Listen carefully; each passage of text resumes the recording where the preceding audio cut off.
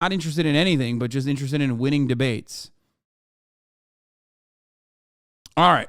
Now, speaking of our war crimes, this is a very important day in the history of the United States of America, but one that is probably lost in a sea of war crimes that we have engaged in over the course of the many, many years that we've been around.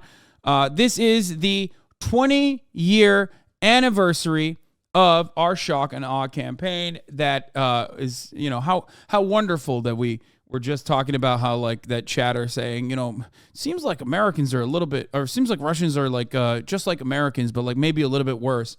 Well, maybe you can make an assessment for yourself. It's going to be really hard for you to perhaps see the victims of America's war crimes in this regard as full human beings because they aren't, white.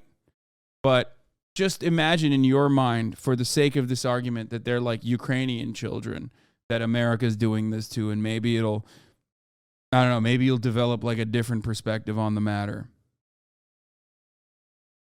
Forces have begun striking selected targets of military importance to undermine Saddam Hussein's ability to wage war.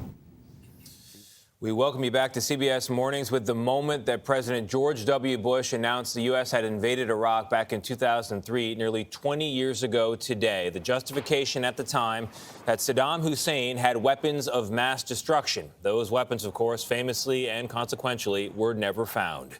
And while Iraqi Wow. CBS still running fucking defense for the American State Department is the best thing. I mean, this is the greatest example of that. Brother, everybody knows you lied on purpose. Why the fuck are you still defending them? Like there was ever a real weapon of mass destruction.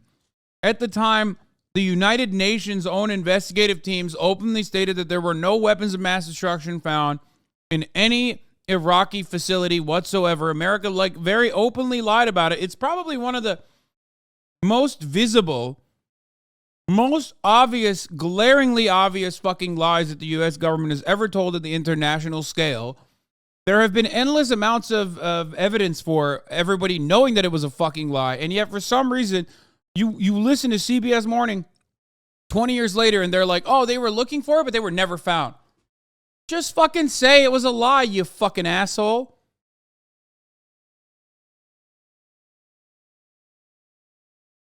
Everybody knows. Operation Iraqi Freedom led to the fall of Saddam's brutal regime. It also cost the lives of around 4,500 American service members and hundreds of thousands of Iraqi civilians. Charlie Daggett covered the conflict from the very beginning. We dug up the footage to prove it. There he is, 20 years ago. He's now back in Baghdad for this grim anniversary. Charlie, what a consequential moment in 21st century history. Good morning. Good morning to you from Baghdad, a very different Baghdad than 20 years ago. When I first came here, people were still living in fear under Saddam Hussein. Then the invasion, the fighting, the rise and fall of... I can't watch this. I can't. This is disgusting. Oh my God. Bro, I'm getting whiplash from watching Russia try to do like half as effective as like a military campaign as what America did in Iraq. Like, we watch Russian propaganda on this network all the time, right? On this channel all the time. We laugh about it because it's laughably bad. Okay? Meanwhile, this motherfucking piece of shit, this $400 haircut, okay, with no soul, this ghoul, this demon, is over here being like, yeah, people were so scared. Faustini, something we can agree on. Shock and awe was a disgusting war crime and nothing close to Russians bombing Kyiv. There you go. Even Faustini fucking agrees, okay? And it doesn't compare. Like, it literally doesn't compare. You can be the greatest NatSec ass sucker, okay? But you cannot fucking turn around and literally refuse to recognize how devastating this shit was. Millions, okay? We murdered millions of Iraqi civilians. Millions. Holy fuck. Millions before with sanctions, and then millions after with direct bombing campaigns and a boots on the ground military invasion. We used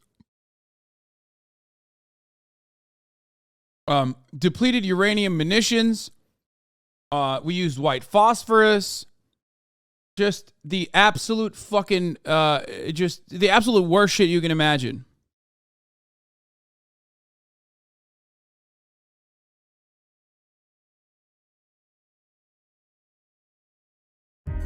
Al Jazeera has much better coverage over this, but I'm like scared it's going to be TOS in this probably. Al Jazeera just like fucking lets it rip.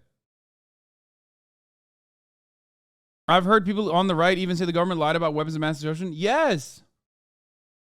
Yes. Yes. This is like, well, it's already a fact. It's a very well-established fact. Which is why I'm surprised that like these fucking dipshits are even, I mean, I guess I'm not surprised. They're just polishing it, you know? ISIS. The violence has now subsided, but it's taken a horrific toll. 20 years since shock and awe. 20 years since that night, airstrikes and cruise missiles lit up the skies over Baghdad, paving the way for U.S. ground troops to converge on the capital. In the first few weeks of the war, a group of Iraqi civilians had gathered here and began attacking the statue of Saddam Hussein. It was an event that was shown live on TV screens around the globe. A U.S. Marine unit collared the statue, yanking it until it... Bro, I'm fucking, this is so disgusting. For the liberals in the chat, this is literally it's so funny that Putin is in Mariupol right now. Like, or Putin went to Mariupol. Because, like, this is the same exact shit. Oh, look how they're welcoming me in Mariupol. And the difference is, there are at least some, this is not justifiable, but there are at least some fucking people who are like, no, I am actually pro-Russia. There's no one in Iraq that's like, I feel American, okay? Because America is thousands of fucking miles away from Iraq. No one is like, oh yeah, we speak the same language. Thank God the American liberators are here.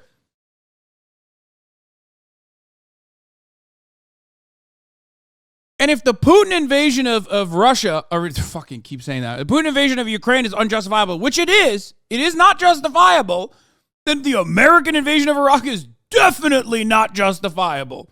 Okay?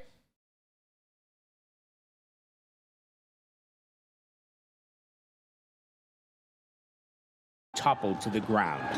The crowd beat it with sticks and shoes, dragging its decapitated head through the streets. It came to symbolize the collapse of the Saddam regime. In reality, the Battle of Iraq had only just begun. Saddam's removal sparked a ferocious insurgency and a bloody and prolonged sectarian conflict. We've been through a lot. We saw some things no one should see. We lived days no one should live. Ahmed al-Jabouri was 13 years old when the country was invaded. His wife, Muja, was 9. What was it like here? We were looking for something better. Bro, this is so nasty. God. Oh, this is, every part of this is so fucking gross, dude. This is really, really, really, really fucking gross shit, dude. I don't, oh my God, this is disgusting. Absolutely the worst level of fucking retconning. Just so scummy. So indecent. You are such a monster for cutting this fucking propaganda, you piece of shit, you fucking dog, coward, bitch, motherfucker. This fucking asshole. Oh, it makes my blood boil. Guys, please explain like I'm 5. There is no explanation. They're doing every single thing that they always do whenever America invades a fucking country or has any kind of interest in a fucking country. They unjustifiably invaded Iraq. They knew that it was fucking bullshit. They lied to the entire international community. They went and they bombed the fuck out of Baghdad. They bombed so many parts of Iraq. Okay? They literally destroyed the lives of millions of Iraqi civilians, okay? They used depleted uranium. They used white phosphorus, all of which are literal war crimes. And not only that, but 20 years later, they turned around, openly recognized that it was bullshit. Bush even had the audacity to fucking say, oh man, unjustifiable invasion of Iraq. I mean, Ukraine. Well, Iraq too. Like literally last year, and everybody laughed about it. Highway of Death was not this iteration. For those of you who don't know, Highway of Death was Bush Sr. That's how much we fucked with Iraq, okay? Highway of Death is not even this Bush that did what you're referencing. That's the old Bush. That's Daddy Bush that did Highway of Death. That's not even considered as like a war crime, even though that is precisely a fucking war crime. That was a war crime so gross and so obvious on retreating forces where there were men, women, and children, okay, pregnant women and shit, that we unloaded into, okay? The depleted uranium and its impact is still noticeable in Iraq because it has a higher rate of birth defects in Iraq to this day, 20 years later, than Vietnam. Another country that we absolutely had no business being inside of, that we fucking destroyed.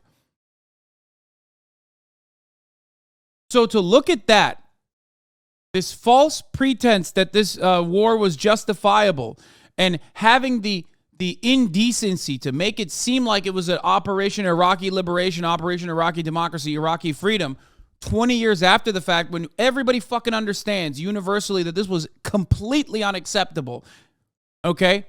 The fact that you are still running defense for something that George W. Bush himself personally recognized was bullshit, it makes my blood boil. It is so gross. It's so vile. Fuck all of these animals, okay? Every single one of these media demons deserves the absolute worst punishments. I cannot in good conscience sit here and act like these people are not violent, barbarian animals that justified and defended through one of the most popular forms of fucking media the complete evisceration of the lives of millions of Iraqi people. And that is being like very conservative when I describe this. This is before we get to Abu Ghraib. This is before we get to like wanton punishments, cruel, unusual punishments that no one should have ever been subjected to. This is before we talk about the torture. And I don't even mean the torture that they defended that the CIA did at black sites that they considered a form of enhanced interrogation that was proven to be ineffective regardless, but it doesn't matter because cruelty was the purpose. I'm talking straight up torture that the U.S. military engaged in. There is nothing. These men, and there are a lot of veterans in here that also participated in this, who are fucking tormented by that experience every single day of their lives. But what these people did, what we did at the behest of the military-industrial complex in Iraq, at the behest of like securing natural resources like we always do. What we did back then is akin to Nazi shit, okay? If you want to understand it that way, you can understand it that way, I hope. Never forget that in the immediate invasion of Iraq, the only fucking ministry that was secured was the Ministry of Energy. Every other ministry was absolutely eviscerated. Burned to the fucking ground, pillaged. The only ministry that was secured was the Ministry of Energy. I wonder why. One day, like, it's very affected me that I opened the door waiting for my friend to come to go to school, and I found two kids, like maybe 4 or 5 years old, like in front of our house. The bodies of two The children. bodies of two children. Muja experienced similar horror. My mom was taking me to school. She said, "We saw dogs eating the dead bodies. I will never forget that in my life." Kidnappings and bombings became a daily occurrence. So I still remember the shouting and the... Like, look at the way that they're using neutrality here when they're covering it. Like, they're making it seem like Iraqi people were being fucked over by other people in Iraq. That volatility in Iraq was directly caused by the United States of motherfucking America. The kidnappings were conducted by the American military. Let's be fucking real, okay? When they weren't directly doing that, when they weren't directly doing the kidnapping or murdering fucking teachers or murdering fucking babies, okay? Their instability is what created a power vacuum that created ISIS, which we played a role in, by the way.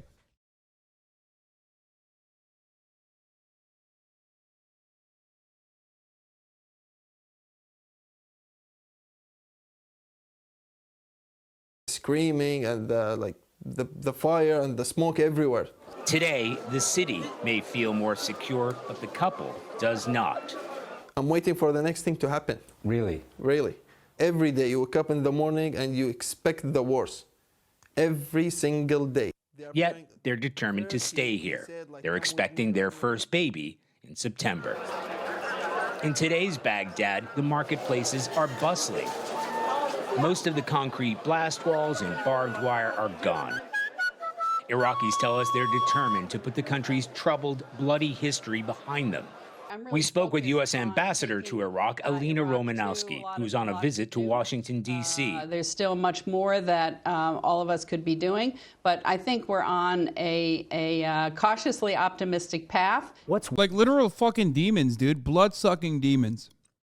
Straight up. Working now that hasn't been working in the past?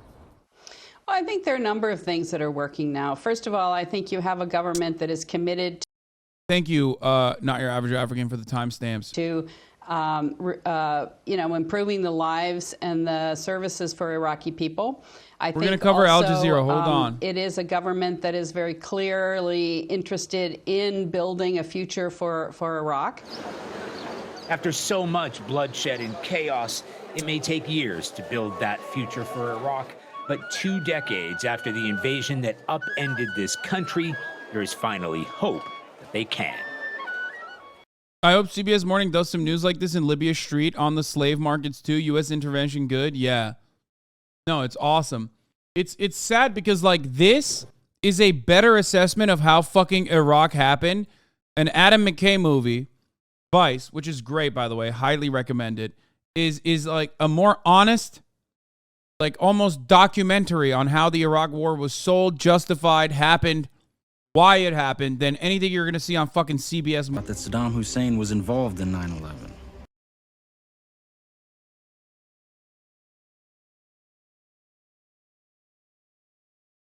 That's how focus groups or manufacturing consent works, baby.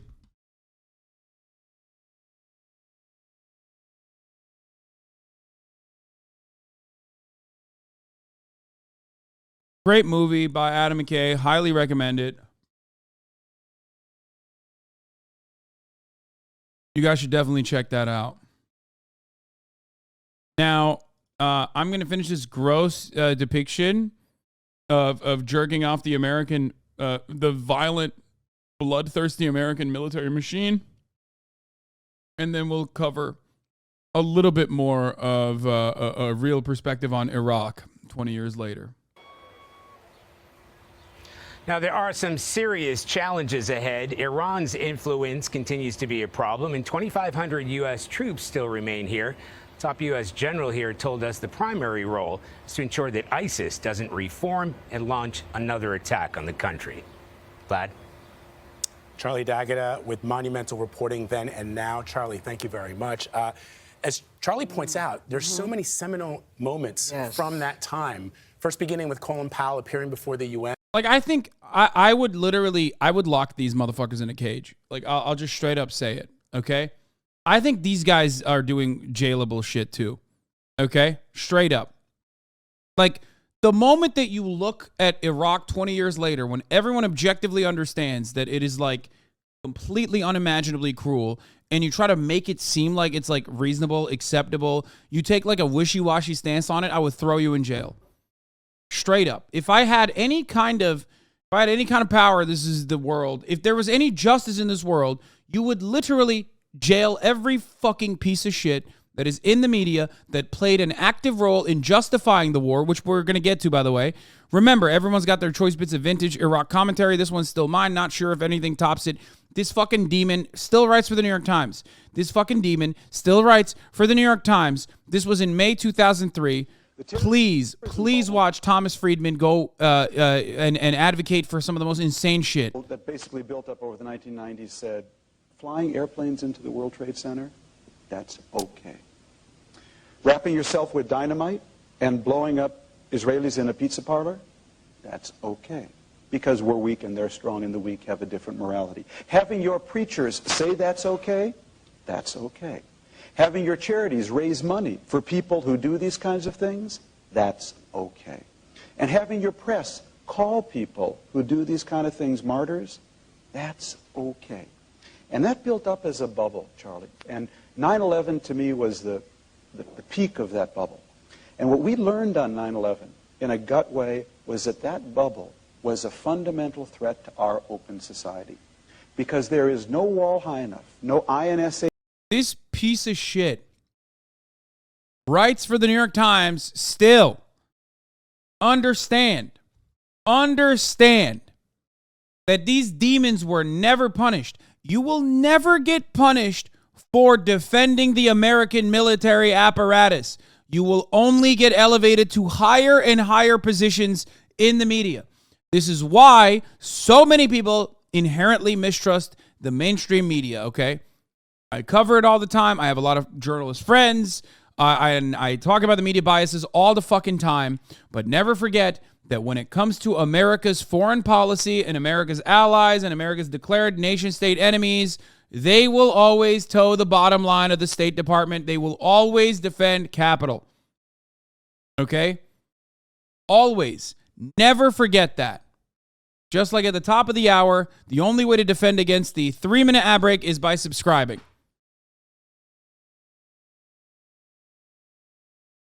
You can do that by subscribing for $5. You can do that by subscribing for free with a Twitch Prime. You can do that by getting gifted a sub. Here's the 3-minute ad break now, though. I wish Thomas Friedman watches all the ads for the rest of his life. Agent smart enough, no metal detector efficient enough to protect an open society from people motivated by that bubble. And what we needed to do was go over to that part of the world, I'm afraid, and burst that bubble. We needed to go over there, basically, and take out a very big stick, right in the heart of that world. Show you a fucking very big stick, you goddamn animal. And burst that bubble. And there was only one way to do it. Because part of that bubble said, we've got you. This bubble is actually going to level the balance of power between us and you because we don't care about life. We're ready to sacrifice, and all you care about are your stock options and your Hummers. And what they needed to see was American boys and girls going house to house from Basra to Baghdad. And basically saying, which part of this sentence don't you understand? You don't think, we care about our open... Yeah, dude. Yeah, that's what, 14-year-old girls needed to understand. That, some fucking juiced-up freak Marine breaking their fucking door and coming in and terrifying them and maybe even killing their family members. They needed to know that. Why? For the crime of being born in fucking Fallujah, for the crime of being born in Baghdad, for the crime of being born in a nation that America wanted their juicy fucking natural supplies. Okay? That's it. Yeah. Saddam was an awful demon in many respects. And yet America was so fucked that they made Saddam look good. Which, by the way, they also made Saddam in general, but that's a different point. That's, we're talking, older American lore at that point.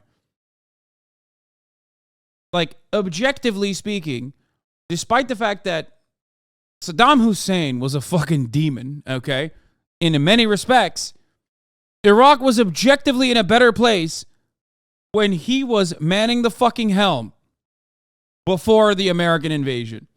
That's how crazy America is.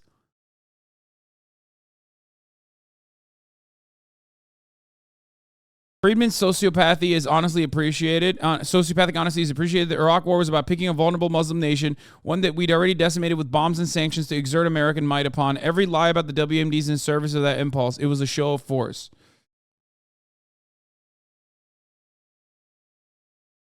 Anyway, I can't literally finish one fucking clip without like getting insanely triggered.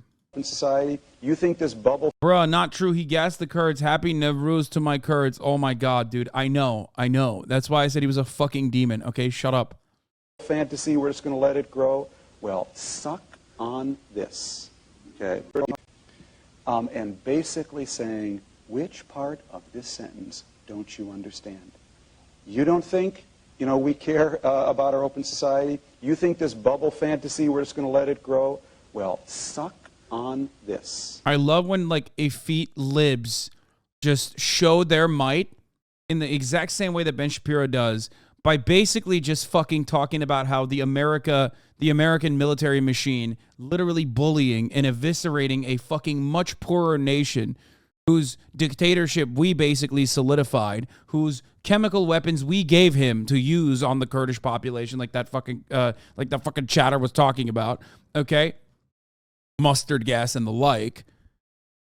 Like Thomas Friedman gets to feel like a big man when America's doing genocidal war crimes in Iraq. You know what I mean? Like a big man. He's like, yeah, suck on this. Fucking violent demon. You vulturous monster. You fucking venomous whore. I hate these fucking demons. I hate them so much. I cannot say exactly what I want to happen to them. It would be a severe, almost gross, but justifiable terms of service violation. I will not be saying it, but I'm thinking it, and you can't stop me from thinking it. You can't. Every single one of these fucking pieces of shit are, pretty much most of them, are alive and well and already running around and have already moved on from the Iraq shit. You are being censored, bro? What do you mean? Huh.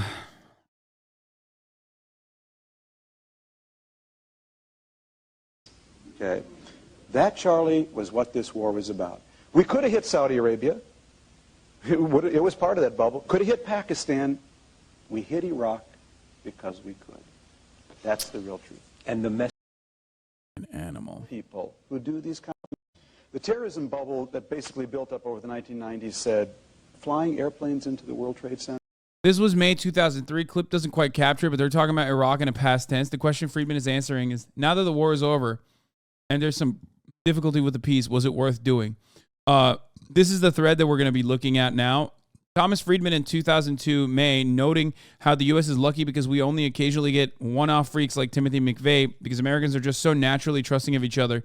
Now, that's what I'd call a failure to imagine. Oh, that's funny. Yeah, look at where we're at now. For those of you too young to have lived through what happened 20 years ago, and I was certainly not only not too young, but I remember it vividly as someone who would visit the United States of America, okay, frequently. This is something I'm very familiar with. This is in the pocket, okay? We're talking... I saw this happen. I watched it from afar. I watched it from Turkey. And I certainly saw it happen in America as well whenever I visited. It's very difficult for me to talk about without getting like incredibly, just without violating the terms of service. Ironic because like if there was a just world, like what they're claiming, what they find to be totally just and normal, which is the real bloodshed. Okay, you're tough Hasan from your war-torn Turkey. I never said that. That's why I said I watched it from afar and not from the United States of America. Also, you literally live in bumfuck Iowa. Shut the fuck up. Like, you literally not only play a role in this war machine, okay, you championed it, and your stupid inbred hick honky fucking parents also championed it, okay? So shut the fuck up, you pig fuck. You dumb Angloid idiot.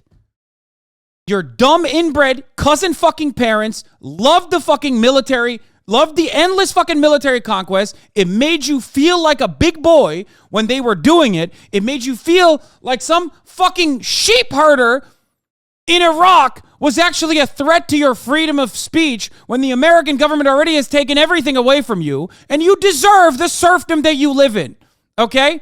And you will never have a good life.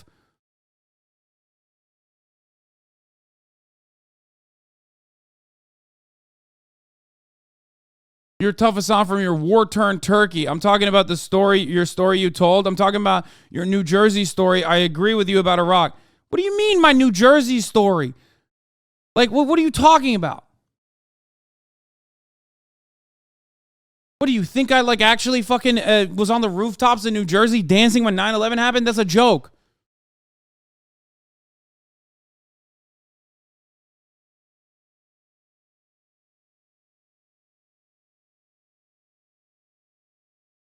Got roasted for no reason. I'm sorry. If I popped off on you for no reason, I apologize.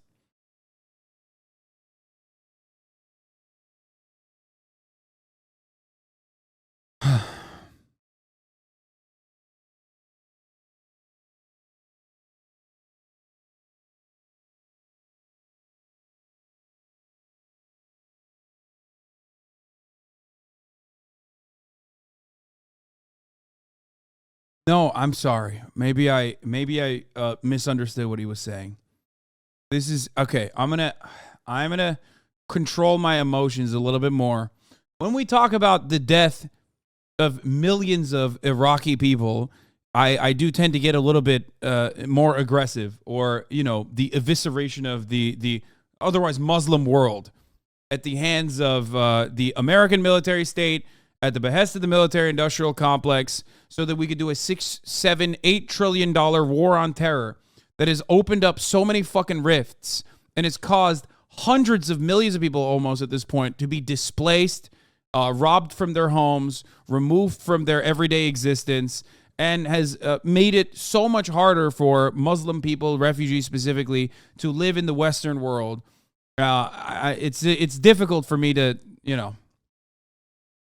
it's difficult for me to be reasonable and even-keeled when talking about this shit. Okay?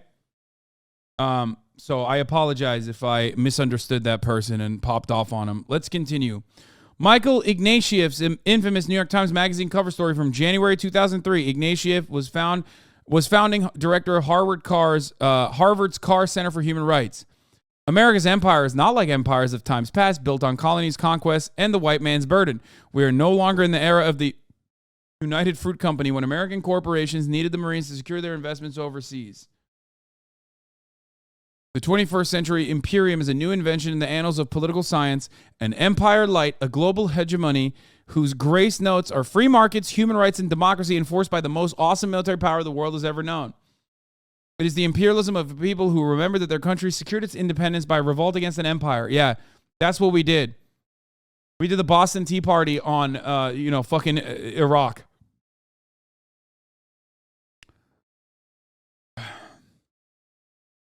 Is this another one of those like fucking weirdo Canadians? Yeah, it is, isn't it? This is another one of those freak fuck Canadian dipshits that come over the border from Snow, Mexico to the United States of America and basically take over every fucking liberal institution and try to do a more polite war crime. Okay?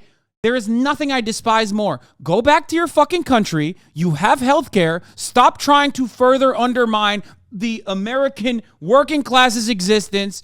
Go and fucking destroy Canada. You sacre bleu, hon, baguette eating, maple syrup sucking dipshit. I hate them so much. I don't know if he's actually Quebecois or not, but it doesn't matter. Sorry for the Quebecers that caught a fucking stray there.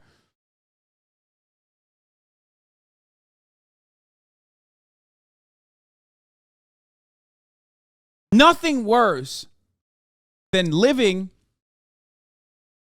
in another like English another fucking English state that still is subservient to the fucking queen, and then coming to America and then, like, you know, doing more American shit. Jordan Peterson, fucking Steven Crowder. What's that dickhead at the New York Times? There's another one. This fucking asshole, Michael Ignatieff. No, I'm not talking about fucking...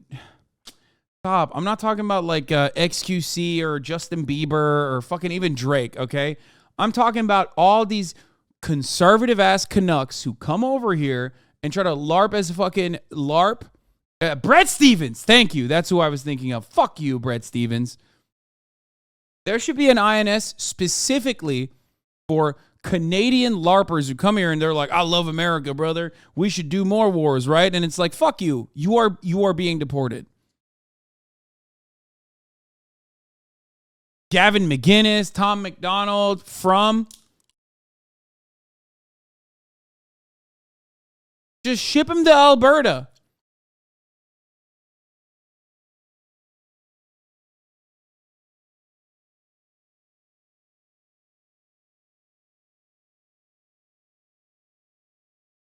New Yorker editor David Remnick's Case for Invasion, 26th of January 2003.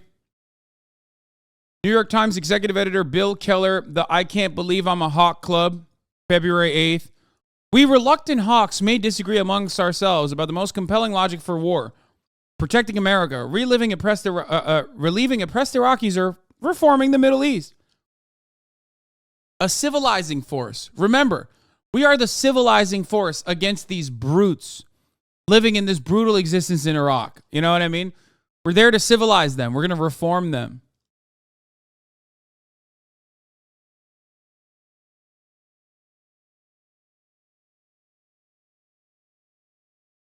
Leon Wieseltier, the literary editor of the New Republic, which, by the way, the New Republic is supposed to be a leftist platform, right? At that time, they were in their Tony Blair style era, I guess. But so can a liberal support this president in this war? I do not see why not. The United States, its needs and its duties is larger than any of its leaders. The war against Saddam Hussein is just, and it is truly a last resort. There was nothing else we could have done. Lawrence F. Kaplan, also from the New Republic. Elie Wiesel, Paul Berman, Joseph Nye et al., Liberals for War. And Elie Wiesel, a Holocaust survivor and Nobel Peace Laureate, emerged from a meeting with President Bush last month and declared that while he is not a man of war, he supports it as a way to stop Saddam Hussein.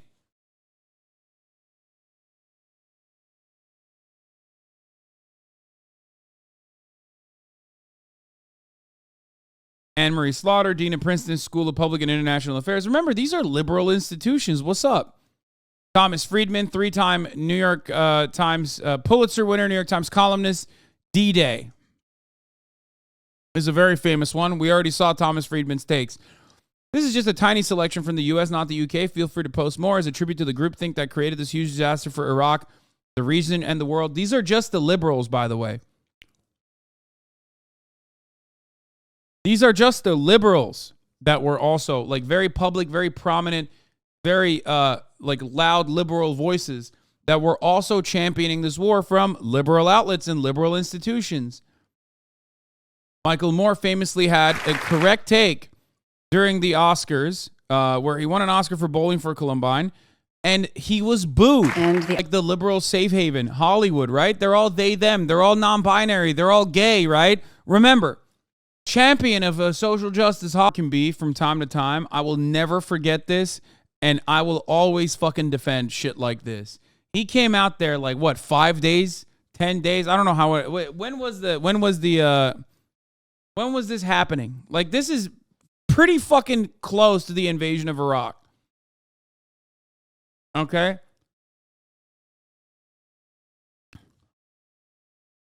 Let's see.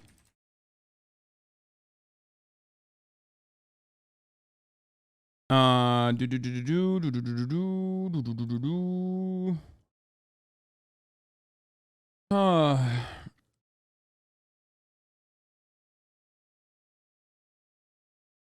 2003 Oscar acceptance speech. In 2003, Michael Moore picked his first ever Academy Award for helming the documentary Bowling for Columbine. In a show of grace, Moore invited his fellow doc nominees on stage. 3 days. Bro, 3 days after the invasion of Iraq. The fucking balls on this man, dude. The absolute fucking bulbous, ginormous balls on this man to turn around and be like, fuck you. Hey, watch. Let's see where it has. Same Oscars that Roman Polanski won Best Director, by the way. Fuck yeah. Tarantino. The best part. We live in a time where we have, for fictitious reasons, whether it's the fictitious Liberal MSNBC, by the way. 2003 MSNBC interview with Jesse Petrilla for Quest of Saddam video game. Can you spot the real Saddam among the doubles and then maybe smack him with a shoe? This is part of a new reality-based video game. We're going to talk to the game's very clever designer coming up next.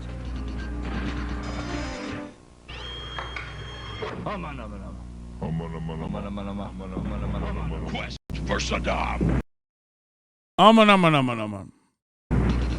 Want to catch Saddam Hussein? Well, a very popular new video game allows you to do just that. The reality-based game features many funny scenarios. And joining us right now from Sacramento is Jesse Petrilla. He is the video game designer who, at just age 18, created the wildly successful... There's no way this dude is not a skinhead, okay? I'm going to be honest with you. There's 0% chance this dude is not a fucking skinhead, okay? What's this guy's name? Jesse Petrilla? Let's look at this guy.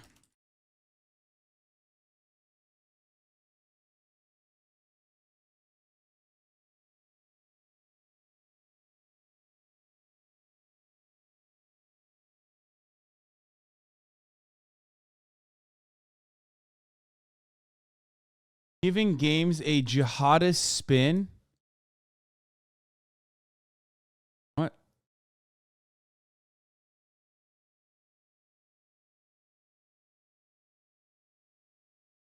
It was a modding team. Petrilla Enterprises. I can't find information on it. Quest for Al-Qaeda game. Jesse is now back with this new product in which players get down to hunt the former dictator of Iraq, Saddam Hussein. Jesse, thanks for joining us. Oh, there he is.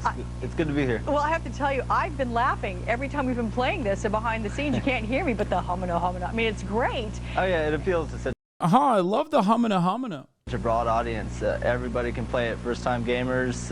If you've never played a video game before, this is for you. This is the one to try.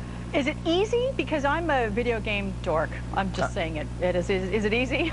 Oh yeah. Well, we all know you're a dork. Thanks. Appreciate that, no. Jesse. But anyone can try it. Just check out questforsaddam.com. The game was later modded by the Global Islamic Media Front, an Al-Qaeda propaganda organization in Quest for Bush, which changed the game's premise to kill the game's boss, President George W. So stupid. 2Ds, SADDAM.com, and it's questforsaddam.com, but check it out.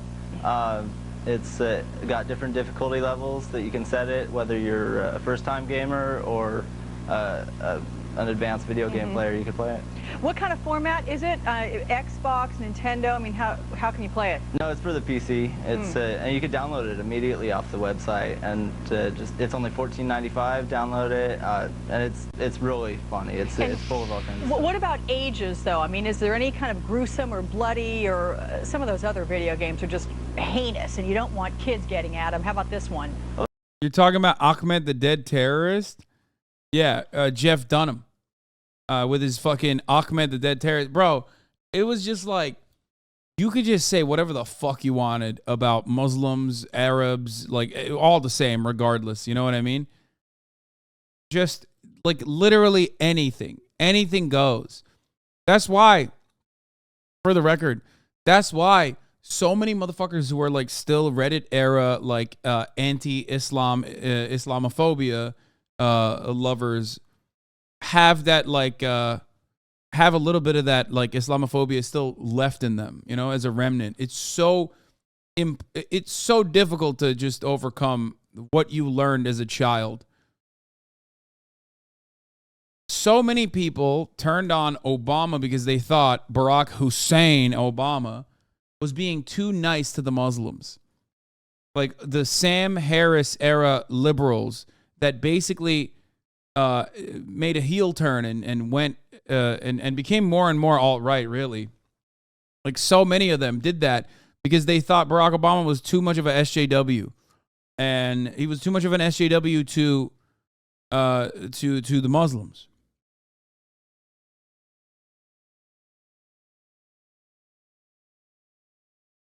It took me years to get over. Plus, I fell down the Sam Harris rabbit hole for a bit. Even I thought you were crazy for a bit. Yeah, there are people who still think I'm crazy. They like everything else I have to say, but whenever I talk about Muslims, they think like, they think I'm just like, you know, delusional and defending, you know, some of the most fundamentalist aspects of a religion and not an entire people.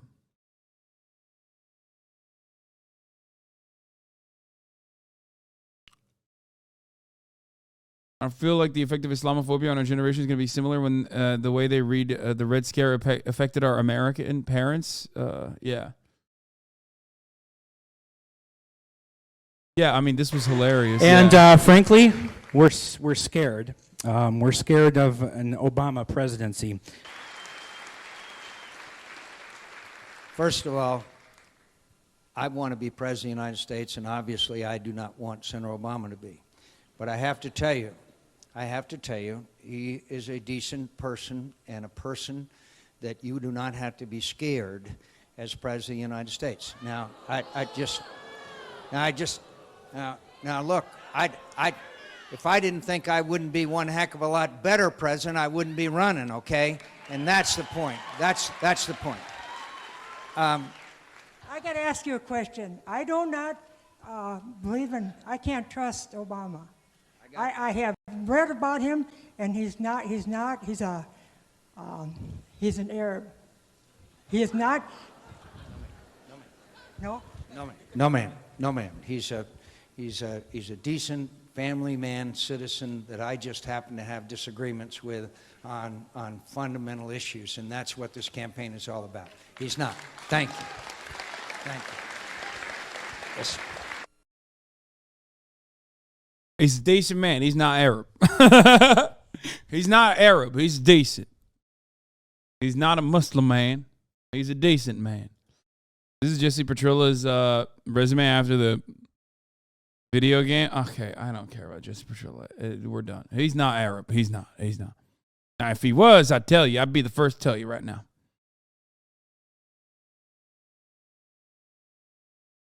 That woman definitely stormed the Capitol. Are you insane? That woman literally died probably a week after from heart disease, brother. What the fuck are you talking about? She was like standing on crutches. She is so dead. Like so incredibly dead. All right, let's get to Al Jazeera. His sons must leave Iraq within 48 hours. These are Arabs who are going to welcome us as liberators. Who will govern Iraq when Saddam Hussein is removed?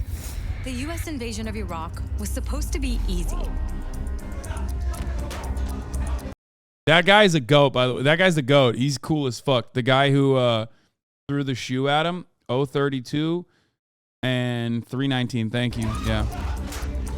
This is from the widows and the orphans and those who were killed in Iraq. That's what he said. He's a journalist. The most powerful military in world history would go in, kill the bad guys, and transform Iraq into a democratic, pro-American oasis. But the Iraq War blew up in America's face. Stuff happens. And it changed both countries. It changed the... Wait, from 032 to 319 or no? Just on 032. You have to say the shoe dodge was one of the few impressive things Bush ever did. I know. I fucking hate that he's like so nimble. I actually hate that Bush dodged those shoes. It really fucked me up. To see a dude so fucking nimble, so quick with it, like I hated that. Like you can't even let people just like experience a crumb of joy by just eating that fucking shoe directly to the face. You know what I mean? You had to also be good. I hate that. It was impressive, which sucked. Exactly. Just so fucking annoying. Fuck you. The entire Middle East. In fact, it changed much of our world forever. A million Iraqis are dead because you lied. Oh, Mike! Friend of the show, Mike Prisner, also a veteran, yelling at George W. Bush at, I think, that same conference where he was like, accidentally went into Iraq, something like that. Mike Prisner of Empire Files, the GOAT. He's great. Should we start? Within weeks of the September 11th attacks, the United States had occupied Afghanistan, where al-Qaeda was based at the time, and removed the ruling Taliban from power. But very quickly after, the George W. Bush administration began selling another war. It wanted to invade Iraq. There was no link between 9/11 and Iraq, so the Bush administration began manufacturing justifications. Iraq was in league with al-Qaeda. There are al-Qaeda in a number of locations in Iraq. Iraqis needed saving from their dictator. Saddam Hussein's violations of human rights. Iraq had weapons of mass destruction. We don't want the smoking gun to be a mushroom cloud. A focus-tested fucking sentiment to sell the Iraq War, a nation that had nothing to do with 9/11, a nation that had nothing to do with fucking Osama bin Laden, just nothing at all, to be, to the invasion of said nation to be sold to the American public. So good. But those weapons of mass destruction were never found. Millions of people knew invading Iraq was wrong. Did you watch American Sniper? I really did not think this hard about the Iraq War prior to today. I really thought Chris Kyle was the shit. But now, what was the point of all that? My friend, you were lied to. This is a good eye-opening moment for you. Chris Kyle was a monster. Not only was he a monster and a fucking perpetual liar, he literally was a racist monster, a demon who I would spit on his grave, who came back to the United States of America and was successfully sued by the absolute GOAT, Jesse Ventura, for literally fucking lying about beating Jesse's ass in a bar fight in a book full of other lies. If you know anything about the fucking Navy SEALs anyway, every single one of them that has written a book is usually a liar. They love lying. It's like their favorite thing. Navy SEALs love dropping Black Hawk helicopters, and they love fucking lying, like grossly lying and exaggerating about the things that they did. Chris Kyle was such a racist, monstrous piece of shit that he literally lied about going and sniping black people off the top of the Superdome in the immediate aftermath of Hurricane Katrina. Okay? Straight up. Like, who fucking lies about that, dude? Well, like, why would you... He literally went and found the most racist thing he could make up. Which is wild because, like, it was a real thing that was happening at the time. There were, like, roving gangs of people that were, like, deliberately targeting and shooting at black people that were trying to survive in the immediate aftermath of Hurricane Katrina as the American government failed to act fast enough. But Chris Kyle was not one of them, and he still lied about it.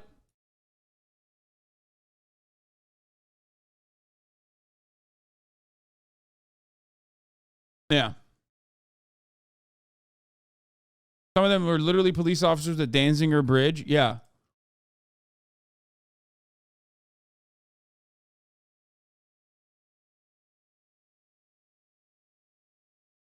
"20 years on, they've been proven right time and time again. The invasion of Iraq resulted in death, destruction, and massive blowback. And it gave us these guys. There's something President George W. Bush said in 2007, 4 years into the invasion of Iraq, that ironically sums up how badly the U.S. messed up. And there's another part of this clip that we'll be coming back to a little later, so pay attention here. Imagine Iraq where Al-Qaeda. By the way, they also lumped North Korea into the axis of evil and basically forced them to preemptively get nukes. Not only that, but Iran. Iran was America's continued ally in the fight against Al-Qaeda. Okay, Iran, not really a big fan as Shias, not really a big fan of Sunni fundamentalists, okay, or Sunni adjacent fundamentalists in general. They're not too fond of Al-Qaeda, okay. Iran was added into the axis of evil speech that George W. Bush delivered was it who the fuck put him in there?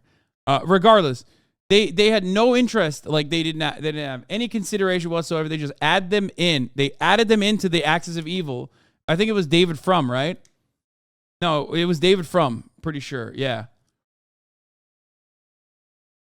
David Frum added Iran into the axis of evil speech, and Iran was like, "What the fuck? What are you saying?" And then we continued to have Iran. We continued to rely on Iran for support in Afghanistan and even in Iraq in certain places, like literally against Al Qaeda. Even after all that. Yeah, what do you say fuck me for? Yeah, the classic 50 Cent meme.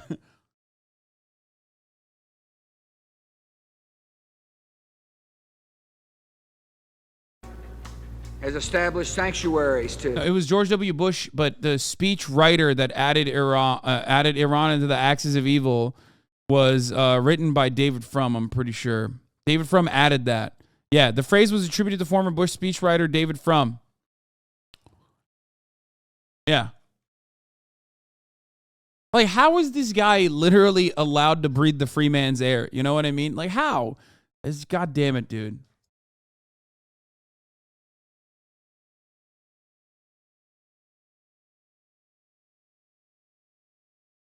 We all love dogs, but when it comes to both God and content on the internet, cats reign supreme. I mean, Will is a big cat advocate, a cat-vigate.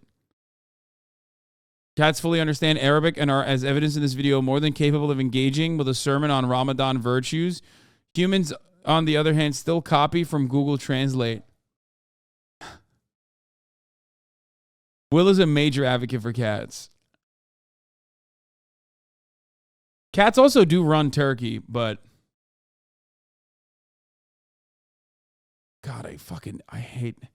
God, let's get back to this fucking bullshit, please. I mean, I'm fucking losing my mind a little bit. Safely plot future attacks on targets all over the world. It's ironic because by the time Bush said this, Al-Qaeda had established itself in Iraq, even though the group wasn't there before the US invaded. As one of the justifications for war, Bush and his officials insisted to an American public still reeling from 9/11 that Al-Qaeda and Iraq were linked. The reason I keep insisting that there was a relationship between Iraq and Saddam and Al-Qaeda because there was a relationship between Iraq and Al-Qaeda. Like pretty much all of the Bush administration's justifications for this war, this was a lie. Iraqi leader Saddam Hussein and Al-Qaeda's Osama bin Laden were both Arab men who were once allies of the United States. True! True! America, the greatest fake friends, dude. Listen. To the Kurds in the chat, remember this shit, okay? Remember. I know you got northern Iraq, okay? American contractors built it for you. You feel like maybe you have, for the first time ever, an opportunity to build like a fucking nation state. 35 million Kurds living in diaspora with no nation state, okay? This is my message. Look at this photo. Osama bin Laden were both Arab men. Look at this photograph. That's Donald Rumsfeld, dude, who played a role in fucking murdering this guy later. Do you understand? Anti-Soviet warrior puts his army on the road to peace. Ukrainians, think about this. Ukrainians are like, well, we're white. You know, maybe it's a little different. No, it's not different. They will go back to the Hitler understanding of fucking Slavs not being white like this. They'll go so fast your head will spin.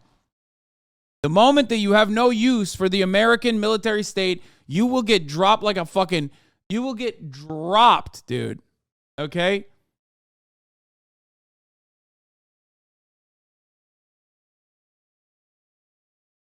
They will use you, abuse you, and then spit you out. Hasan, Americans don't understand that kind of racism. They'll turn Benny Frank real quick to be like these garish...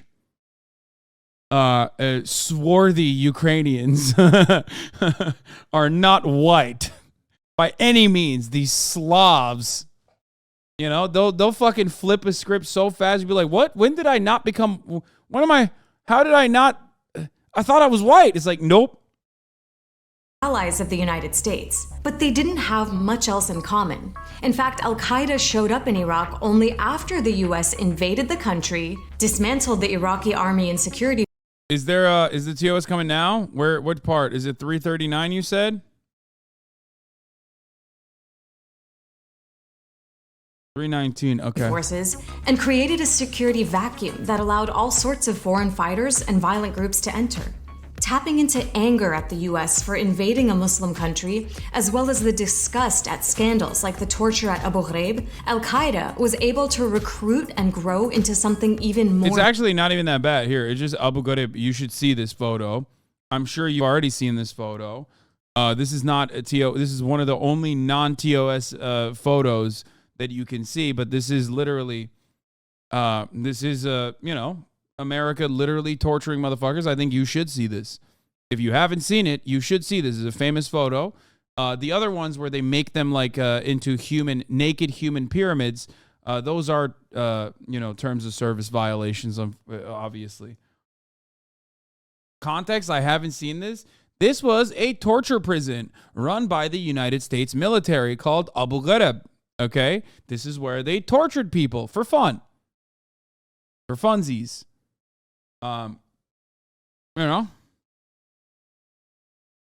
This is, of course, different than the other kind of torture, which the CIA called enhanced interrogation. This was just torture for the sake of funsies.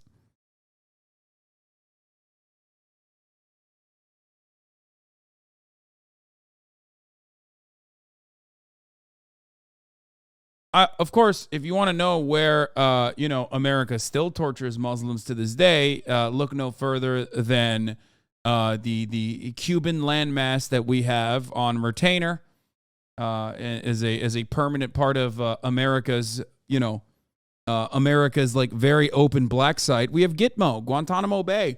Ron DeSantis was the Navy oversight legal liaison on site, as we did some torture to Muslims without a fair trial at all, as a matter of fact. That one is still in operation. Oh, fuck, I remember Barack Obama ran on closing Gitmo, actually, if you guys remember that, but he never did. I wonder why. But yeah, electrocution, sexual assault, humiliation, murder, displaced, radicalized more Iraqis than anything. Yeah. Oh, yeah. Oh, yeah.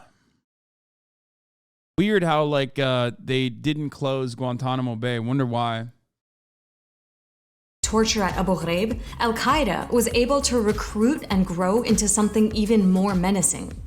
The invasion of Iraq propelled the group from a small, isolated organization into a genuinely global network that eventually became the Islamic State of Iraq and Syria, or Iraq and the Levant, as President Obama would say. ISIL is a direct outgrowth of Al-Qaeda in Iraq that grew out. The fucking biggest bag earner of our decade, okay, of our century maybe in media. Like, I cannot think of a man who just went from a Canadian government-funded newspaper, okay, that was a travel vlog created by like heroin addict hippies, okay, who turned around and got like a $100 million bag from Rupert Murdoch, okay, and just ran with it. Whoo! I'm talking, of course, about Shane Smith. Out of our invasion. This wonderful man right here. Oh, my Lord, dude. He literally fucking went in, pumped that shit up, was like, oh, yeah, we love giving you fucking opiates at, like, our parties. Do you want to fucking raise? Nah, don't worry about that. Suck my dick. Fucking, and he peaced out, dude. He peaced out. Sex, drug, and rock and roll coffee table book 20 years ago. Anyway, yeah, he fucking sold it to Rupert Murdoch. Used to be homies with Gavin McInnes, by the way. Yeah, no, Gavin McInnes is one of the co-founders alongside Shane Smith. He was just forced out before Vice's heel turn and just awesome shit that they do now. Like what the Saudis are doing in Yemen is not all that bad.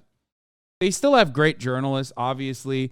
Listen, I have friends that worked there back in the day, and there are still people that work there that are great. I'm just saying, just like with every media outlet, there's some good people there, and then there's some times when they got to do what they got to do, you know, the State Department's bidding. Which is an example of unintended consequences. Those unintended consequences included al-Qaeda sparking a sectarian civil war in Iraq by bombing some of the holiest sites in Shia Islam. They included hundreds of suicide and car bombings that killed thousands of Iraqis, and they included ISIS at one point controlling not just 40% of Iraq, but about a third of neighboring Syria as well. During the mid-2010s, the group was constantly in the headlines as it killed thousands and thousands of people, not just in Iraq and Syria, but also in Yemen, Saudi Arabia, Turkey, Kuwait, Bangladesh, Egypt, Libya, Tunisia, France, Turkey, Belgium, Indonesia, Russia, Afghanistan, Pakistan, Jordan, Germany, Somalia, the UK, Iran, the Philippines, Spain, Algeria, the United States, Nigeria, Sri Lanka. ISIS is no longer as powerful as it was, but it took years of a major US-led military operation that cost thousands more civilian lives, all to solve a problem created by the US occupying Iraq in the first place. Okay, remember that George W. Bush quote from a few minutes ago? This time, I'm going to play the first part of that soundbite as well. For all those who ask whether the fight in Iraq is worth it, imagine an Iraq where militia groups backed by Iran control large parts of the country. This is going to be a bit of a running theme here because, again, the US ended up causing the exact things it said it was invading Iraq to prevent. One of its goals in invading Iraq was to make the entire region friendlier to American interests. Never forget that ISIS was forced out of, where was it? Was it when ISIS was forced out of its like remaining enclave in Iraq? There was a very interesting thing. Was it Mosul? Yeah. There was a very interesting thing that happened that like a lot of people, for some weird reason, never really talk about. And that was American-backed British troops and British mercenaries and British trucks allowing the ISIS militants to escape Mosul. Just don't know how that happened, don't know what that means. I mean, even when you talk about Turkey's involvement with ISIS, for example, running schemes for, like oil and gas substitutes for gold bullions and money and weapons, that was done under America's watchful eye, for example. That wasn't in, you're right, it's not in Mosul, it was Raqqa, Syria. I'm so wrong. I apologize. That was in Raqqa. You're right. You're right. You're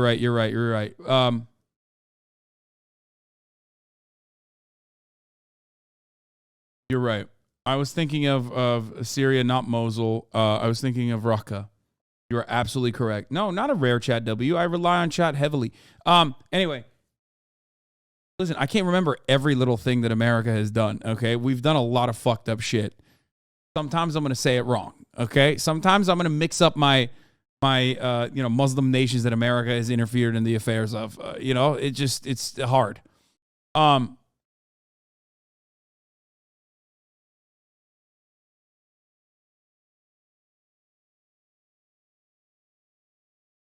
Oh, you hate America? Name all their war crimes? Impossible. Don't have enough time to do so. Even you sometimes tell the truth. I'm going to be as charitable as possible to you and be as nice as possible to you. And I'm going to say this much. If you consider what I'm saying to be truthful now, you should probably tune in a little bit more frequently. You might hear something, you might hear a lot of statements that resemble exactly what you're hearing from me. And maybe not what you've heard from, I don't know, Discord servers that you engage in where they, cut, pick and choose, clip, chimp, and try to showcase me in this like least favorable way possible. Made and followed yesterday, yeah. Instead, the war helped strengthen its biggest adversary there. Iran and the United States don't seem to ever agree on much, but in 2003, Saddam Hussein was a common enemy. Iranians hated him because in 1980, he had launched a war against them that lasted 8 years and left 500,000 people dead. It was a brutal war. Iraq used poison gas against Iranian soldiers, and the US helped prolong the fighting by sending weapons to both countries, although most of its support went to one side. So even as Iran was probably glad to see the end of Saddam, the US was strongly hinting that Iran could be next. Here's George W. Bush talking about Iran, Iraq, and North Korea a few months before invading Iraq. States like these and their terrorist allies constitute an axis of evil, arming to threaten the peace of the world. And all nations should know America will do what is necessary to ensure our nation's security. But something else happened. Iran, not the US, ended up benefiting the most from the invasion of Iraq. In less than 2 years, the US had ended the rule of Iran's enemies on both its eastern and western borders. Iran and the Taliban had bad blood between them too. Before the US invasion, Iraq was a buffer against Iran's presence in the Arab world. But after the invasion, Iraq became a foothold for Iranian influence to spread in neighboring countries. For example, Iran was able to build supply lines across Iraq to Syria, where Iranian-backed groups fought alongside Syrian dictator Bashar al-Assad in that country's war. During the 1980s and 90s, Iran had cultivated and protected Iraqis who opposed Saddam's rule. And it was these Iranian-backed parties that dominated Iraqi politics after Saddam was gone. Today, posters of Iranian leaders hang all over Iraqi cities. Iranian commerce dominates the Iraqi market. And Iraq's security forces include powerful militias that are trained, supported, and sometimes even led by Iranians. It was these militias that helped defeat ISIS in Iraq. They fought on the ground with support from the US Air Force in the sky. Still, the US and Iran are adversaries. But the possibility of the US invading Iran the way it did Iraq, that's basically gone from next on the list to effectively zero. Because the invasion of Iraq very quickly changed America itself and its commitment to these kinds of wars. Here's how. It might seem odd now, but the war was actually very popular with Americans at first. USA! USA! That didn't last long. Almost everything that had been used to justify the war turned out to be a lie, including how quick it was supposed to be. Over 4,000 American soldiers were killed, and it took the US more than 8 years to withdraw from Iraq without much to show for it, other than, as we've seen, the strengthening of Iran and the spread of ISIS. Turns out the US wasn't able to impose its will. Is Al Jazeera Plus, which is like oftentimes pretty fucking good in its coverage of American imperialism, is it just going to become more and more of a fucking like Wahhabist weirdo outlet as like I don't know, as like relationship with Qatar and the United States become better and better? Is that what's happening? Because like they have literally they normally would never. I am not talking about Al Jazeera in general, okay? Al Jazeera, the other side of it, sometimes not great, okay? But it is odd that, like, I mean, this video is like, this video could be way more blisteringly anti-U.S. and also, you know, they're like surprisingly talking about Iran more. Al Jazeera Plus is Al Jazeera's division made for Americans. Yes, I know. I've appeared on Al Jazeera Plus. I have friends that used to work for Al Jazeera Plus.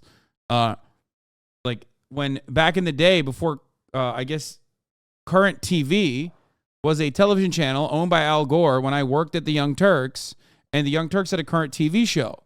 Then Current TV got sold to Al Jazeera, and Al Jazeera basically kept some of those journalists on. A lot of my coworkers went and worked for Al Jazeera.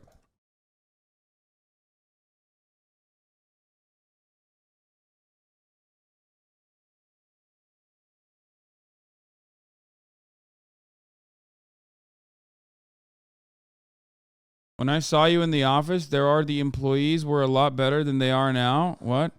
Yeah, a lot of the good people have left Al Jazeera Plus. When I saw you in the office, Shobahu, the employees were a lot better off than they are now. Yeah. I can't believe you Will worked for Al Jazeera. No, Will never worked for Al Jazeera. What the fuck?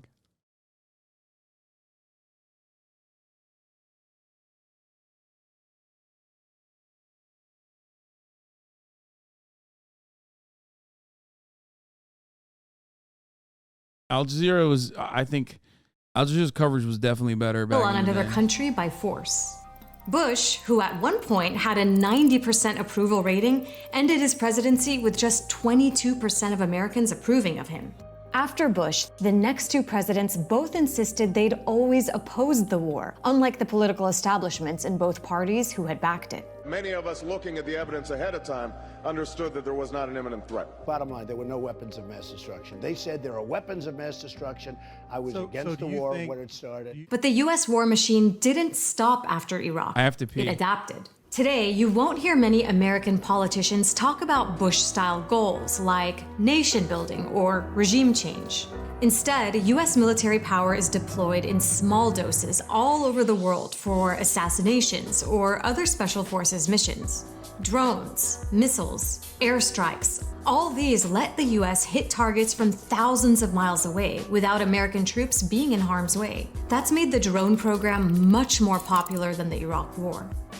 But drone warfare isn't clean. These strikes have killed thousands of civilians, with drone pilots often unable to tell exactly who they're targeting. And since the drone program is directly under the president's control, it's given American presidents the power to execute people all over the world, including, in several cases, American citizens.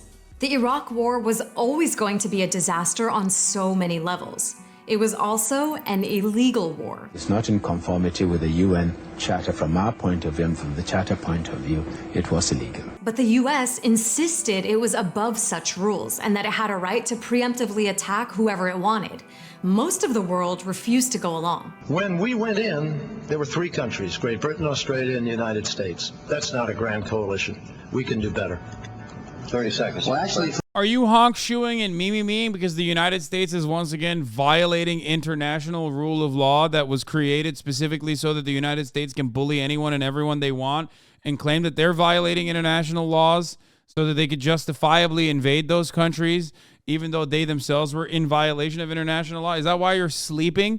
Is that why you're honk shoeing and fucking me? Or are you honk shoeing and me because the top of the hour is upon us and there's a 3-minute ad break? But wake up to the reality that if you no longer want to see those ads, all you need to do is subscribe, which you can do for $5 or for free with a Twitch Prime by connecting your Amazon Prime account to your Twitch account, where you can get one free Prime subscription a month. Use it on your favorite broadcaster. Hopefully that favorite broadcaster is me.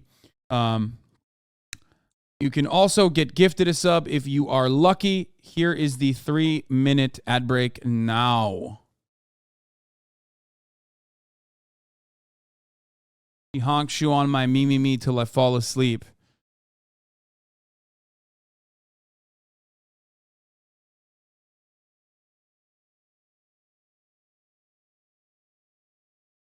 Who's more evil, George Bush or Tony Blair? George Bush. Easy. forgot Poland. The problem with acting like you're above the law is that it gives others an excuse to break the rules as well. Listen to Bernie Sanders, at the time one of the only people in Congress opposing the war, warning of those consequences. If President Bush believes that the U.S. can go to war at any time against any nation, what moral or legal obligation could our government raise if another country chose to do the same thing? In the years since, we've seen that playing out all over the world. Governments breaking international law and committing war crimes with impunity, whether they're cracking down on dissent, stealing territory, or invading other countries. But maybe the guy at the heart of it all saw a link between what he set in motion in Iraq in 2003 and Russia invading Ukraine in 2022. The decision of one man to launch a wholly unjustified and brutal invasion of of Ukraine. Iraq, anyway. Iraq too. Anyway. My God, my Lord, what a self-report, dude. What a self-report that is. Conservative estimates say that around 300,000 people were killed because of America's decision to illegally invade Iraq, although the real number is probably much higher. In Iraq today, sectarianism is rife, the economy is weak, poverty is widespread, basic services are sporadic, and the security situation is, in many places, still dangerous. لين مجرد دخولها كان هو مأساوي وحطمت وقتلت ودخل الإرهاب والمجرمين وغيرها والقاعدة. إنه بالدهورة صارت Wait, that's so weird. Wait, I'm so confused. What? I saw CBS saying how fucking wonderful it was that America invaded Iraq, though. Speak American, what the fuck? Yeah, they went, they even, well, they didn't get the Iraqi people to say that. Those words are going to be hard to come from the mouths of Iraqi people. So they basically interviewed the Iraqi people after. It was the American journalist that said those words, where he said, you know, the liberation took place or whatever. You can still probably find Iraqi people that will say that, though, but regardless. 20 years on, Iraqis are still dealing with the consequences of that invasion every day. But what about the consequences for the government officials who lied to justify the war? Or for the media that repeated so many of those lies instead of investigating them? To find out, you'll want to watch this video. Oh, this is manufacturing consent. This is how that is how the United States manufacture consent. Anyway, let's get back to exactly. I want to go through American and British propaganda in between like real news. 20 years ago, US forces with the UK and other allies invaded. Oh, by the way, the new I adopted every dog in the shelter with Fusli, Myung, and Valkyrie. HasanAbi new puppy vlog episode 1 is out. We're going to watch that later.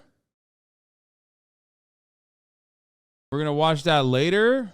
Do not worry. That's coming later on the fun side of content. Okay. Fear not, but let's get back to... in order to oust dictator Saddam Hussein. It was part of what the US called its war on terror, begun by President George W. Bush after the 9/11 terrorist attack in 2001. Our international editor, Jeremy Bowen, has been taking a look back at the consequences and sent this report from Mosul.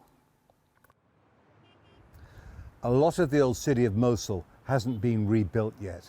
It was destroyed in 2017 during the war to eradicate the jihadists of the Caliphate of Islamic State. It was really nasty, house-to-house fighting. And it went on for months. I was here at the time, and a lot of civilians, as well as fighters, were killed. The rise and fall. Blowback season 1 covers this stuff so perfectly.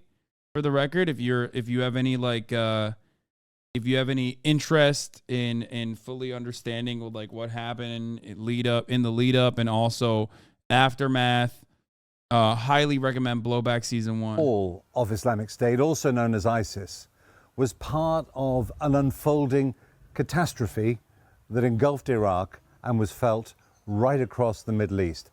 Now, a lot of it goes back to March 2003. That was when the Americans and the British and their allies invaded Iraq.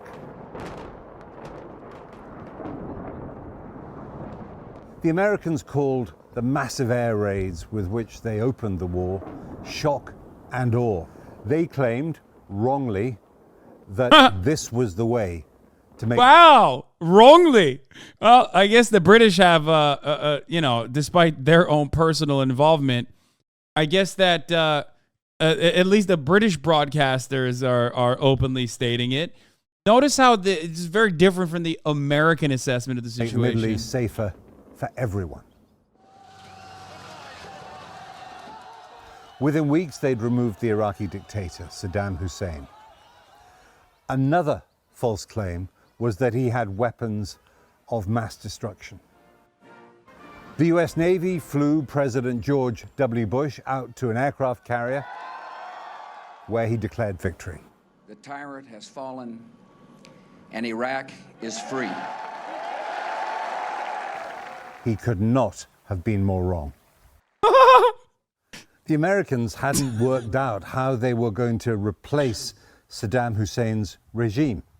In the end, they imposed a system that turned sectarian and ethnic groups against each other. In the years of chaos and violence that followed,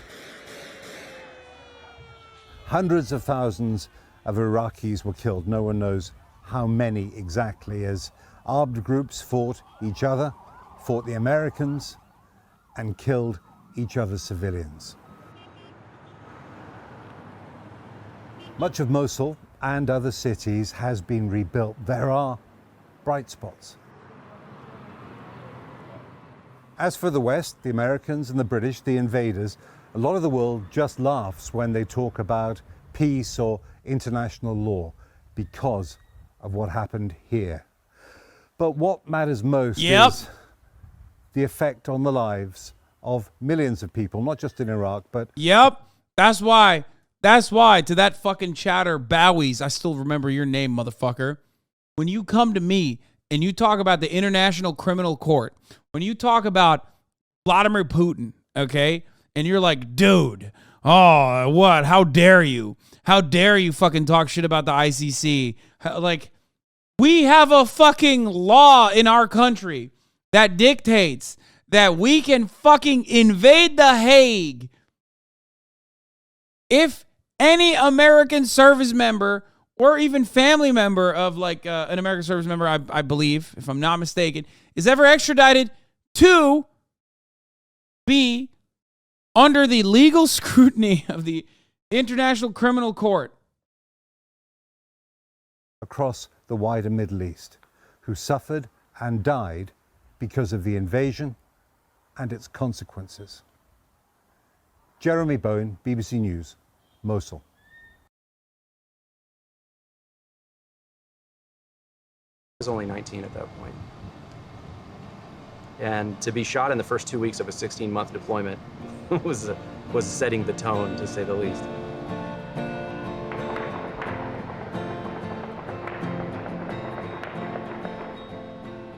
IEDs are the scariest. Gunfire and crap like that shit don't bother me, you know, it's whatever. But IEDs, they had that shit in garbage, man, and it could be anywhere. And you ride through the hood and you see a milk jug on the side of the road, but the milk jug look kind of cut, or a trash bag. The trash bag look kind of ripped up. That's the shit that they will put the fucking bombs in. They were trying to fucking kick out a invading force. Fair is fair. You know what I mean? You had significantly better weapons. You had, you know, all the military tactics. They were fighting a insurgent war. They were engaging in guerrilla warfare with whatever weapons and tactics they had. Your ass about to get deported? Yeah, no. I mean, that is one element of America being the dominating force, is that like they allow you to say shit like that. I mean, they'll yell at you a lot. They yell at me a lot every time I talk about American imperialism in such black and white terms. But yeah. Clear the road, possible IED. I don't see any wires, but it's on the surface. We found Coke cans with plastic explosives in them on the corner. And when you're walking around a neighborhood that's literally, trash up and down the streets, you can't really tell where they are. You see us when we're going around corners and there's a box on the side of the road. It's just, cringe and take the turn. Hopefully you don't hear a bang. I still cringe when I pass garbage. I ask my wife, she goes nuts. I avoid garbage like the plague on the road. I will swerve my car to the other side. She's like, what the fuck is wrong with you? We're riding in the open tailgate of a truck, and people are getting fucked up all the time, and we'd still go out there with it. Part of our $87 billion budget provided for us to have some secondary armor put on top of our thin-skinned Humvees. Ironically, they also would never have armor underneath, right? Until recently. Armor was made in Iraq. It's high-quality metal, and it will probably slow down the shrapnel so that it stays in your body instead of going clean through. And that's about it.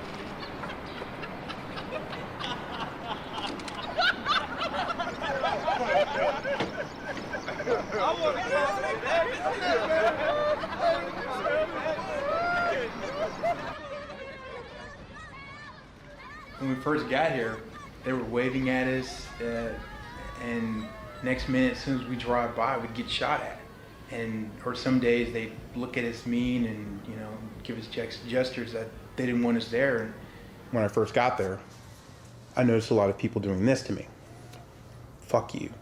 Fuck you, American. They didn't say fuck you. They were just... And about 4 months into it, my interpreter looks at me and goes, Sergeant Beatty, have patience. Wait, what? Have patience.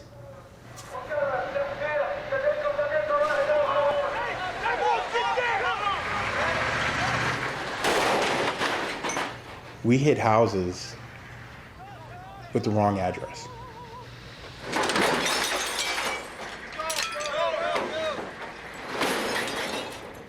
And then we'd have to apologize because we just kicked your door in, or we just blew your door in, or we just damaged your house at 3 o'clock in the morning. You know, sorry, oopsie, we killed your child.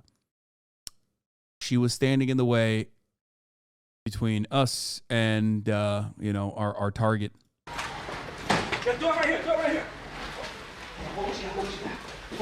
Stay well to the front, stay well to the front. Reese, come here. Hold on. Get down. Get down. Get down. No rest. No rest.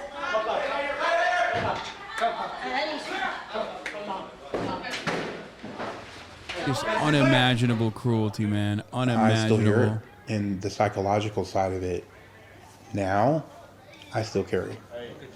Note how the U.S. has imported these methods back to America for policing? Oh, yeah, 100%.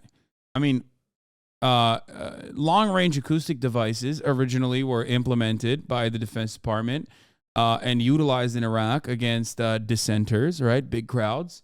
Now they are utilized in Portland and everywhere around the country, as a matter of fact. Anything that goes out there will eventually be imported back here.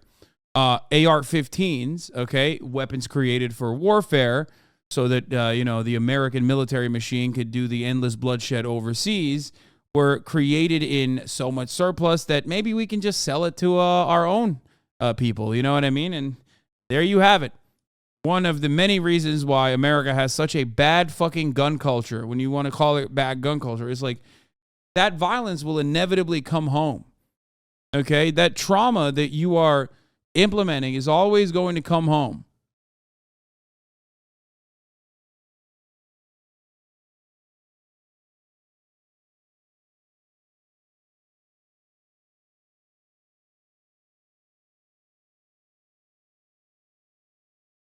And sometimes directly, like the military surplus program that the Pentagon created to max out as we inflated the police budgets, allowed every fucking dumbass, hick-ass town to have an MRAP. You know? But when you think about like, when you think about like the militarization of the American police, understand that is, you know, there's a reason for that. And you know, we wanted to make money. Our important industries needed to keep making money, small arms and also weapons of war. Okay. You know, bombs and all that good stuff. They have to go somewhere. Once one of those wars are done or the weapons are outdated, we'll just give it to the police force. Hey. Yeah, you see that in the camera. I'm a journalist. You do that. You're mistaken this. Be quiet. I still think about that guy. I still remember punching him in the face. When he was going for this, when I punched him in his fucking face. Oh, yeah? Yeah, there's his glasses right there. Cop. As a cop. That's literally no different. Ironic, because he is likely to be a victim of similar police action as a black man in America. But that is precisely how cops operate. This is nearly identical to what Tyree Nichols' murderers were saying on camera. On each other's body cameras, if you remember. Violence begets violence. And that kind of imported fascism ends up, that kind of export, comes all the way back home.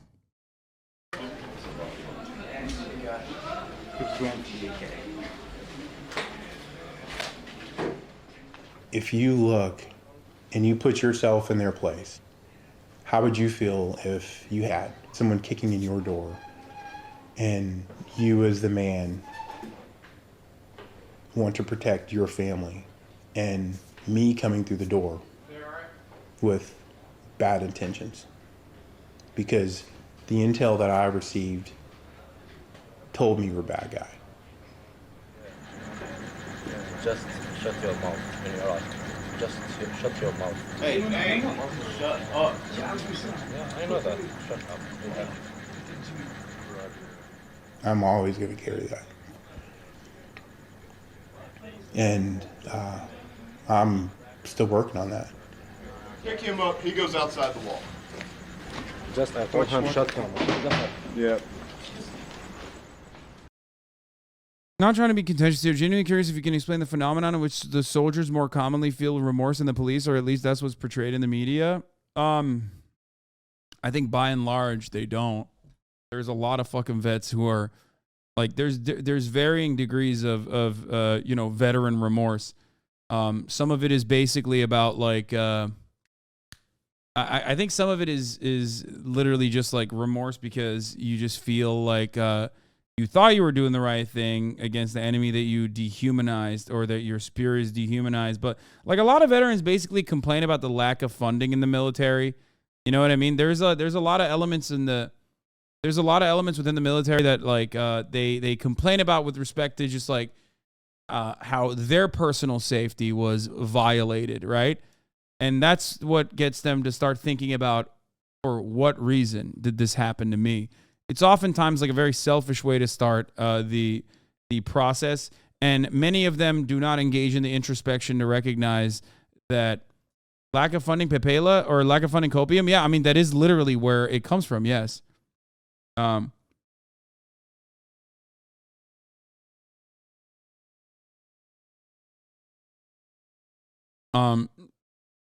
There are, I think some of the main differences though is that because they're like literally fucking removed from the daily existence of like living in society, the glaring inequality is maybe more apparent.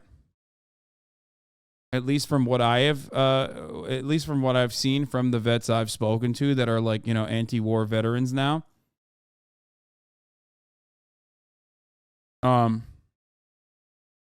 There is that juxtaposition is way more glaring when you're literally invading a country that is like, that has nothing and killing people or participating in the destruction and death of people that have done absolutely nothing to you, that don't know who you are.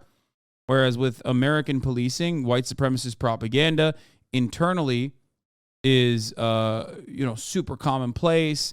That reinforcement mechanism is also constantly a part of your everyday existence. And on top of that, you get to go home to your nice neighborhood at night and sleep with your wife and take care of your children if you want to, and get beers with your boys on the weekends. Like, it's not as big as like a juxtaposition as like a lot of veterans face. I think that's probably the reason. And then veterans also inevitably go back to being civilians in a lot of instances, whereas cops are still continuing. Okay, cops are still continuing to be cops.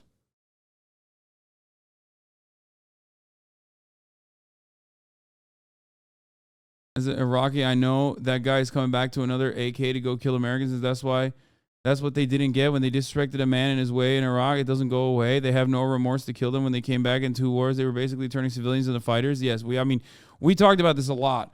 Yes, a big part of the reality that like the Taliban kept improving and increasing their numbers in Afghanistan, for example, was directly due to the unjustifiable American invasion, because you're radicalizing people. If you can understand how like living in the United States of America and like a place like fucking Ohio where industry is left can radicalize young white men or young men in general, you should be able to genuinely understand how much worse it is in fucking Fallujah. Okay? Where you have a direct occupying force. You can put a face to the fucking villains. You know what I mean? If you want to talk to you, what is this?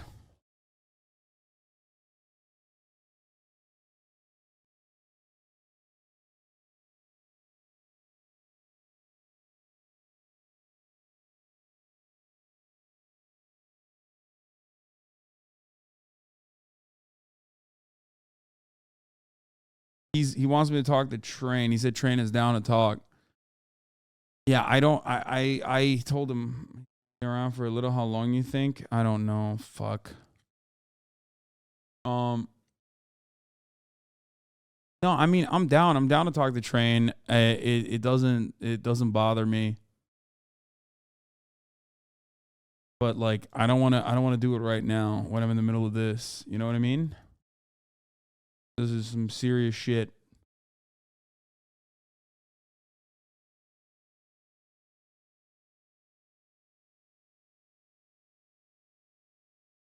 Yeah. There's a lot of Zoomers who weren't alive when America did the thing. And they need to learn. All right, let's continue. He's protecting his house. He gets punched in the face, put on his damn back, ends up in Abu Ghraib, and he's never going to get that time back. Oh, they sent him to Abu Ghraib too. So I think about that. Well, it's not even that he's never going to get that time back. It's that like he's never going to be the same. You know what I mean? He's just like permanently fucked.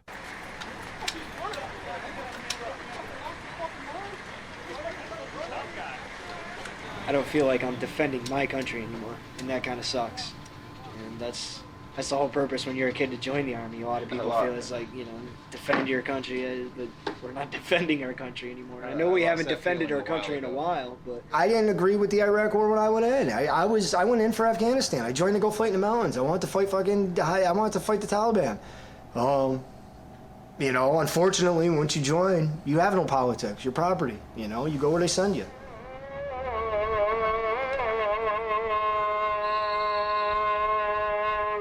When I was 20, I thought we were invincible. We were kids. We were just invincible. We're going to go here, we're going to do this, and we're going to get out. And I tell people to this day, the day that I grew up was November the 1st, 2003. That was the day I grew up. I think that's the day we all grew up. And you say that day, and it just... We just got the call over the radio that one of our Humvees was engaged with some kind of RPG or IED. Nobody knew what it was at first. It just hit, and it hit hard. Our Humvee was limping back to the compound, and we're getting status reports just constantly. And then we all just kind of went on with what we had to do that night. And then we got up the next day, and they told us we had a 9 o'clock formation. Nobody told us as to why. And I lined up the whole battery, and the BC came out, and he was already crying. He was really shook up, and we knew something was bad. And he told us that during the night that Lieutenant Colgan had died. Like I said, it's really interesting. Bro would have been a juicer today. Yeah, it's really interesting to think about with respect to like how people, like if they did this, bro, if the New York Times, I mean, this is such a laughable comparison, but imagine the New York Times cutting like this for the Russian conscripts who are literally conscripted, like they're forced to go to war in Ukraine. These guys were not, right? Poverty draft and all is one thing, but like, can you imagine the New York Times writing an article like this or covering a video essay like this about Russian 19-year-olds who were like, I don't fucking want to do this shit, but like I had to go because, you know, otherwise I was going to jail. And it's interesting because there is truth to that as well, just like there's truth to what they're experiencing and what they're talking about, which is why war is bad across the board. Okay? But as far as stop saying poverty draft is a lie, okay? It's not if it was such a fucking lie, they wouldn't routinely and hungrily try to go to every fucking black and brown neighborhood to recruit. Okay? And every poor neighborhood to recruit from. It's definitely not a fucking lie. I hate when people say that it's a lie. It doesn't comprise the entirety of the military, especially in a country that has so much military culture at this point. Okay? Is not.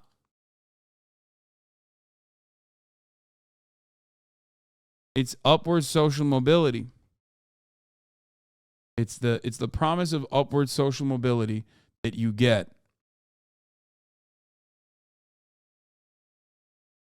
Anyway.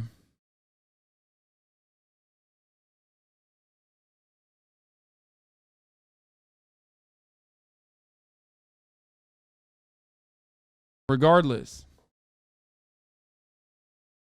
Whew, never seen a recruitment office in West Hollywood, just saying. Yeah, I mean, I don't think there's a recruitment office in Beverly Hills. There might be one in West Hollywood, probably not though.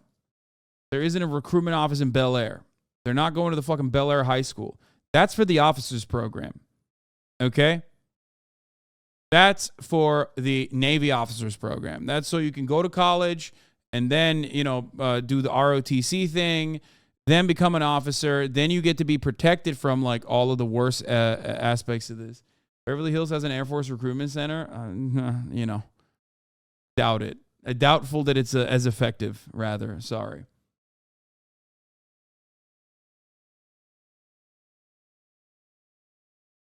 Oh, they have one in Westfield Mall? That makes sense, actually. More foot traffic from not just rich people, but more foot traffic from everyone.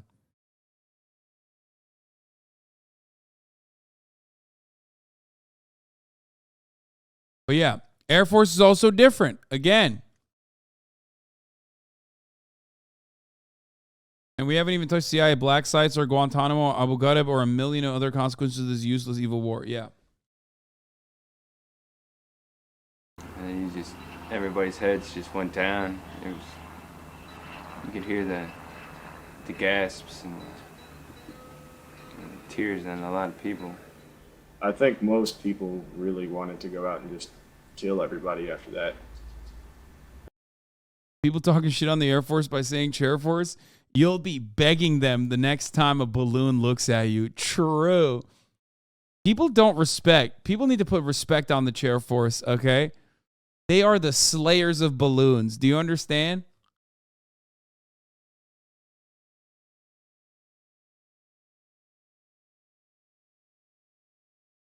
It was the first death we had suffered in the battalion, and then we'd had people hurt, but no one had died yet. That's a really big thing to just grasp all of a sudden. It's one of those things you'll never forget. Several other people in our unit were killed. Lieutenant Saltz, PFC Moore, Sergeant Major Cook was killed, Sergeant McKeever. Rest in peace, boys.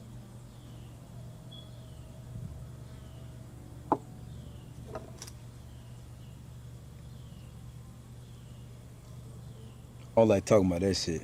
That shit is so fucking depressing, man. You just have no idea. You have no idea. Man. So what does it do to a generation of young people during these deployments? They become old. They are old young men. Yeah, I mean, I feel more grown up. I mean, I've changed a lot in the last, year. For people back in the States, it was just a year. Nothing really changed. You just got a year older. For me, it was like. I think that's what's like most. I think that's most traumatic, and another glaring juxtaposition is that like, and this is a shared sentiment by a lot of active duty combat veterans, is that they were there getting their fucking dicks blown off, sitting on top of a goddamn poppy field for no fucking reason in Afghanistan, while back home their wives and girlfriends were getting fucked by the neighbors. You know what I mean? And the calls weren't coming as frequently as they once did. And they slowly but surely started recognizing, oh, like America moved on. Like we're here, but back home they just fucking moved on. You know what I mean? Yes, Jody, exactly.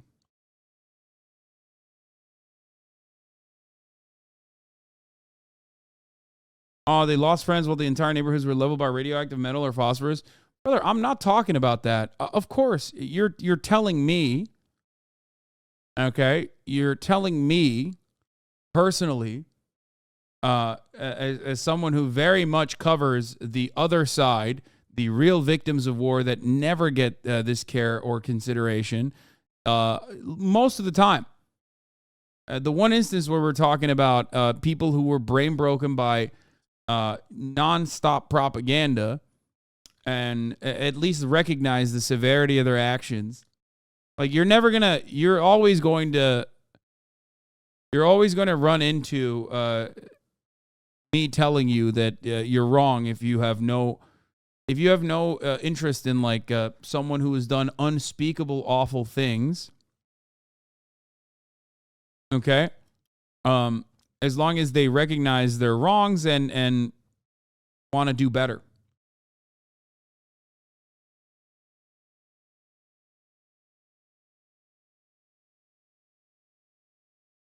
You know, a lifetime, you know. I feel I've grown up 20, 30 years out here. And every day it was, well, I guess I'm just doing what I'm doing today so that I can get to tomorrow so that we can get to our 365 days and leave.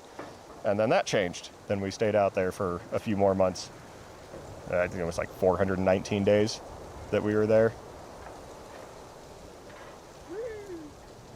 Maybe George Bush should fund my fucking guitar business. He owes me a beer, at least, at the minimum.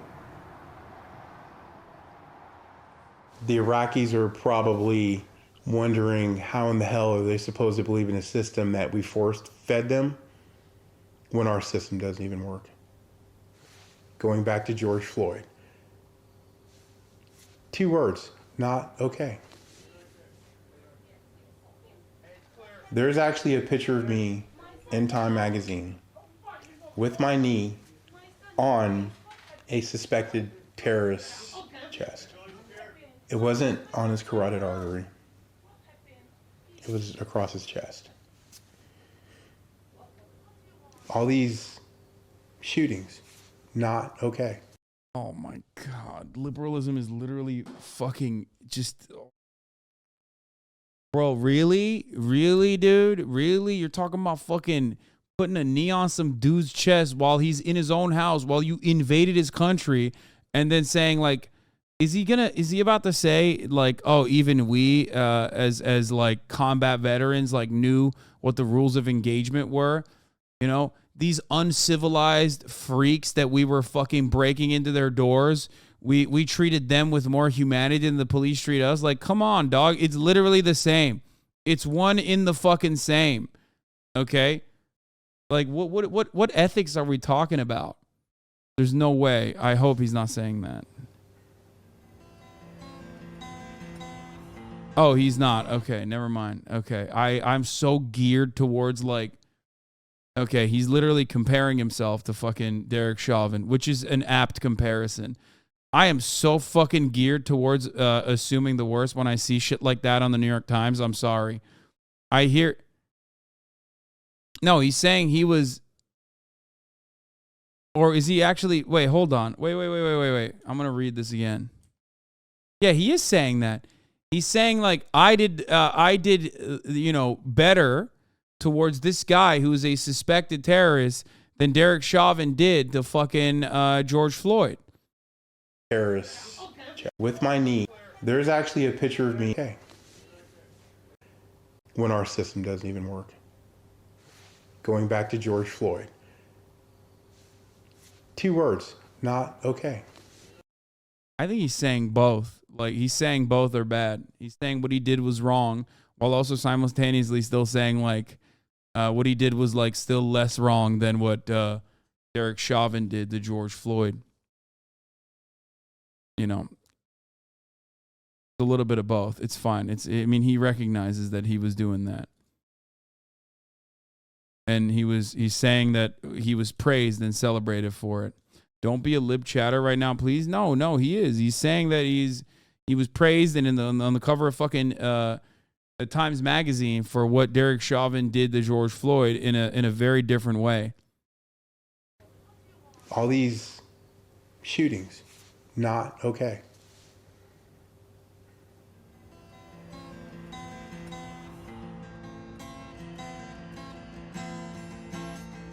He's right.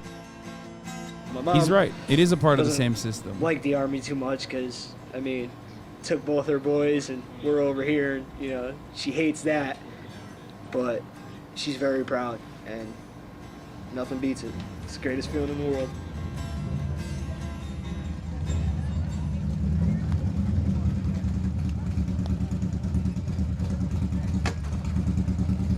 Jason's bike was always affectionately known as the asshole, because that was my brother.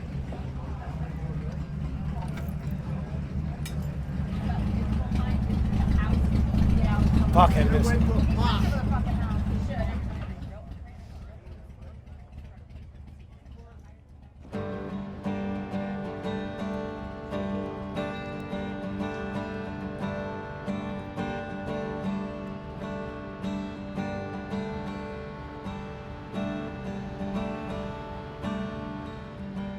When shit gets dark, you know, and you're thinking about ending it or whatever, you call someone. Jason was that phone call for me, and I was always that phone call for Jason. So it was hard for me when he did do what he did. You know, the first few months, and then he called. Why didn't he call me? And I don't have the answer.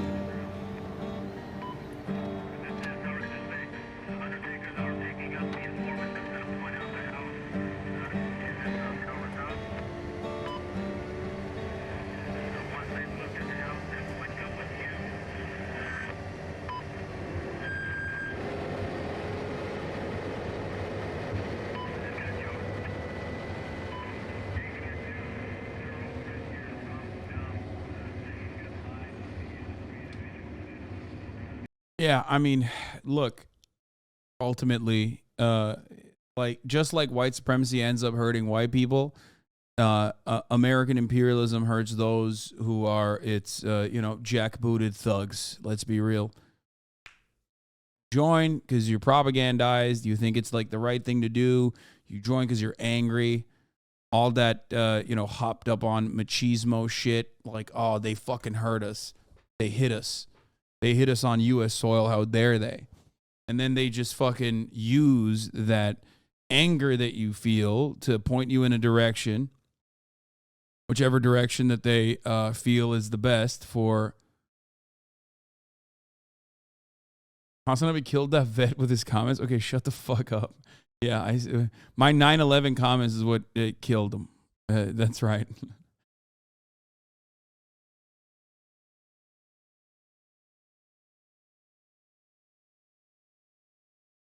It's odd because, like, the fucking New York Times cut this documentary when they are the ones who also, like, literally geared up everyone to go to war. Like, playing a very, very vocal role in both justifying both invasions and simultaneously fucking and simultaneously lying to the American public, lying internationally.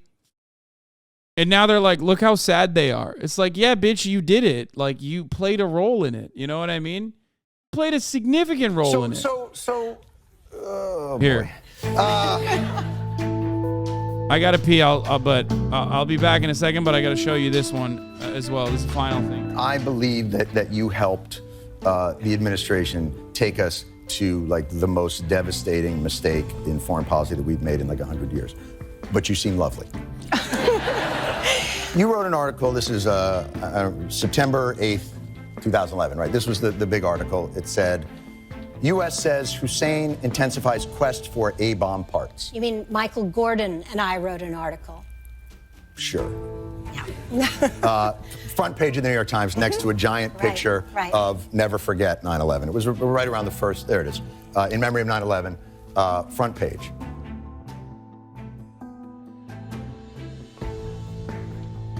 The information came from the Bush administration, yes? Broadly speaking, yes.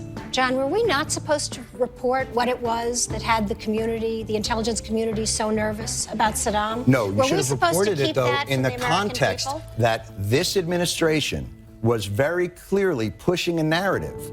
And by losing sight of that context, by not reporting... I think we did. The story said we wholeheartedly disagree with you. Well, that's what makes journalism. I mean, it's look, actually not what makes journalism. So let's continue with this. Let's continue. So you don't run with, you run with the story when David Albright doesn't call you back. He calls you back on that Tuesday and says, there's something wrong with this. Right. Oh, yeah. You don't put that in that article. Why? I did put it in. I said that the community was divided. I didn't quote David Albright. Fucking monster, dude. Fucking monster. Why is this on Comedy Central? Like, this is why I still have so much respect for Jon Stewart in a lot of ways. It's like, it's hard. It's hard not to have respect for him because, like, he was one of the few fucking dissenting voices for a very long time against these wars, right? Even though he was libbed up, he at least was like anti-war and very aggressively fought that, like, regularly. And, you know, Turkish guy watching from Turkey, being so invested in American politics, seeing that shit, I was like, that's crazy. That's actually chill. That's cool. That's like wild to watch.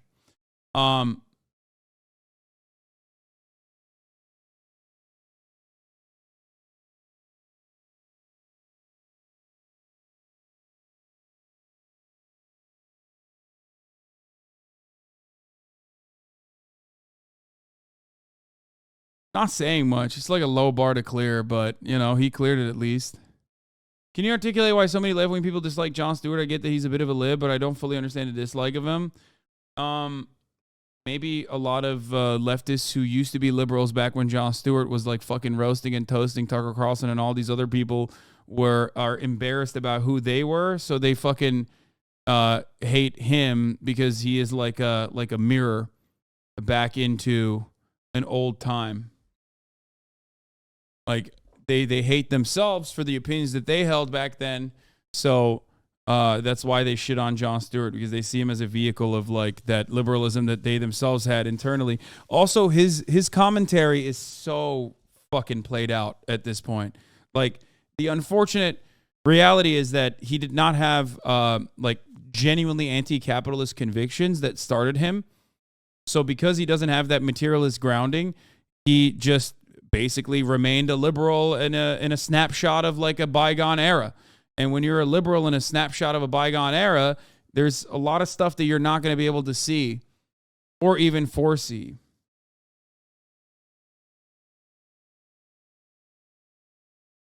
I think that's what it is. He has some really good interviews every now and then, though, you know? He said you could quote him by name. Yes, he did. Why didn't you? I think the story got cut for space. But I didn't, you know, look. But the standard of proof in all this seems much higher on the side of this is not an issue and they're not a threat, and much lower on the side of you're being fed. But that's what the intelligence community believed. That's what they were feeding you. They created... No, that's what they believed, John. Pulitzer Prize-winning journalist says she reported with intelligence sources who had never been wrong before told her. Yeah, they'd never been wrong before. Yeah. No, famously, the intelligence sources were never wrong. And also, they weren't even wrong then, and they still are never wrong, for the record. I, on the other hand, was wrong when I predicted that Russia would never be stupid enough to invade Ukraine because they'd get fucking, blistered. But make no mistake, they'll never let me live that down. That I will probably be 75 years old one day if I fucking don't die before then. And motherfuckers will still be talking about that shit, like how Noam Chomsky once said, hold on, let's wait for the official numbers before we believe America's narrative on Pol Pot or whatever the fuck that, like, again, NatSec liberals routinely bring up all the time as a point of contention, as a mark against him. Why? Because he committed the worst mistake of all time. At the top of the hour, he didn't subscribe. Because at the top of the hour, there's a 3-minute ad break, and Noam Chomsky never subscribed. And now he's seeing all the fucking ads. Now, if you no longer want to see those ads, however, all you need to do is subscribe, which you can do for $5 or for free with the Twitch Prime by connecting your Amazon Prime account to your Twitch account. You get one free Prime subscription a month. Use it on your favorite broadcaster. Hopefully that's me. Okay? You can also get gifted a sub if you're lucky. That's one other way that you can avoid the ads at the top of the motherfucking hour. You already know what I'm saying, baby. Here is the 3-minute ad break now.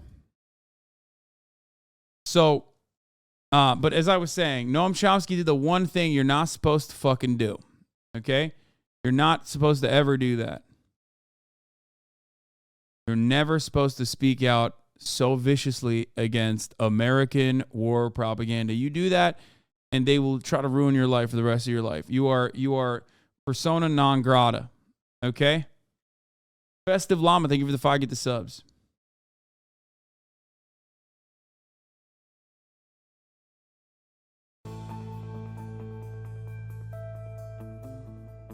All right. Man, I wasn't a fucking journalist at the time, and I knew they were lying. Everyone says we couldn't have known. That's what intelligence community said, etc. But if that's the case, why did I know better? I was just a college kid. Big Boy Gamer Man, thank you for the 10. Get the subs. Thini Lon, thank you for the 5. Get the subs. You're saying Noam got canceled? There is no real thing. There's the cancellation is fucking stupid. Well, but that notion of like what people consider to be canceled absolutely applies to Noam Chomsky. Yes, even though like cancellation is not a real thing anyway, so it doesn't fucking matter. In the same way that people constantly fucking bring up, my Ukraine take. Oh my god. In a sea of instances where I was right and the State Department was objectively wrong, deliberately so, in an effort to do propaganda. By the way, 9/11, nice.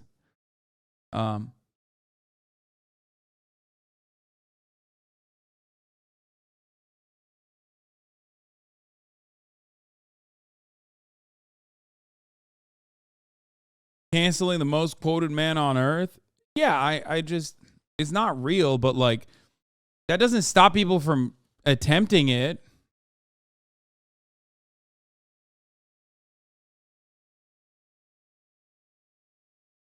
Video of Jon Stewart on Tucker Carlson's old show. Yeah, I don't want to watch that right now. But you get what I'm saying, right? Like, I also simultaneously don't believe the cancel culture is real, but that doesn't stop people from like annoying you all the goddamn time about it. We're never going to. Yeah. It's weird that no one cares about the pipeline. You know what I mean? No one cares about the Ghost of Kyiv. No one cares about the pipeline. No one cares about the numerous other instances where, like, there was, American-backed, State Department-backed instances where there was just, like, deliberate outright lies. It doesn't matter because, like, those were in line with the American mainstream opinion.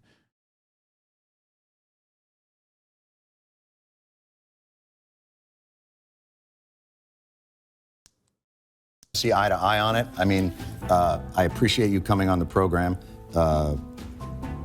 These discussions always make me incredibly sad because I feel like they point to institutional failure at the highest levels, and no one will take responsibility for it. I think they point to. They pass the buck to every individual other than themselves. I think they point to intelligence failures that I still worry about every day because we're still relying on the same intelligence communities to give us information about Iran, North Korea, Pakistan, and the other countries that we have to deal with. Well, hopefully, given the same effort, we'll get to invade all of them soon. Got any evidence? Ghost of Kyiv is not real? Oh my God, Moldova, Mama Liga, shut the fuck up. All real. Pipeline is not related to Ukraine. Oh, my man has done more work to make Moldova a meme in this community, in this little community that we have, than anyone else. It's just like he is so fucking no, I will never VIP him. I cherish his takes. If I VIP him, he'll never come back like he left Moldova. This is Ghost of Kyiv. What the fuck is this? Oh my God.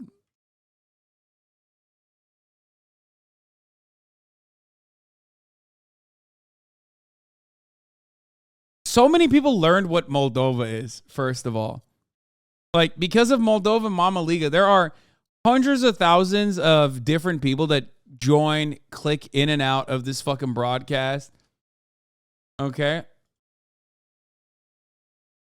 Think people will know I own a punk? Oh my God. Why did this get 1,300 likes? Oh, Jesus. So many people learned about the existence of Moldova.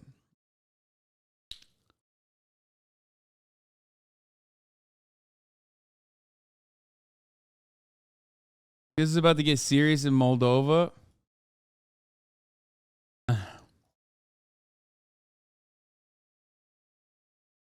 Okay. You mean Wallachia? Oh, you mean Greater Ottoman Empire territory? Is that what you're talking about? How we know where your kids live. How John Bolton once threatened an international official. John Bolton is a bully, said Jose Bustani, a retired Brazilian diplomat. I don't know how people can work for him. Who is the former head of the Organization for the Prohibition of Chemical Weapons? Apparently, there are a number of people who claim to have been bullied or intimidated by Bolton, including Bustani. The latter's criticism of the famously mustachioed hawk have been public for many years now. In 2002, a year before the invasion of Iraq, the Bush administration was putting intense pressure on Bustani to quit as Director General of the OPCW, despite the fact that he had been unanimously reelected to head the 145-nation body just 2 years earlier. His transgression, negotiating with Saddam Hussein's Iraq to allow OPCW weapons inspectors to make unannounced visits on the country, thereby undermining Washington's rationale for regime change. There's always this very consistent thing. There's this consistent thread between what America does to the international community when they are literally speaking out against America's lies, okay? Like, going back to the ICC conversation that we were having, like, the fact that the head of the ICC is sanctioned by the United States government should tell you everything you need to know about who the bad guys are, okay? In almost every circumstance. We are the baddies.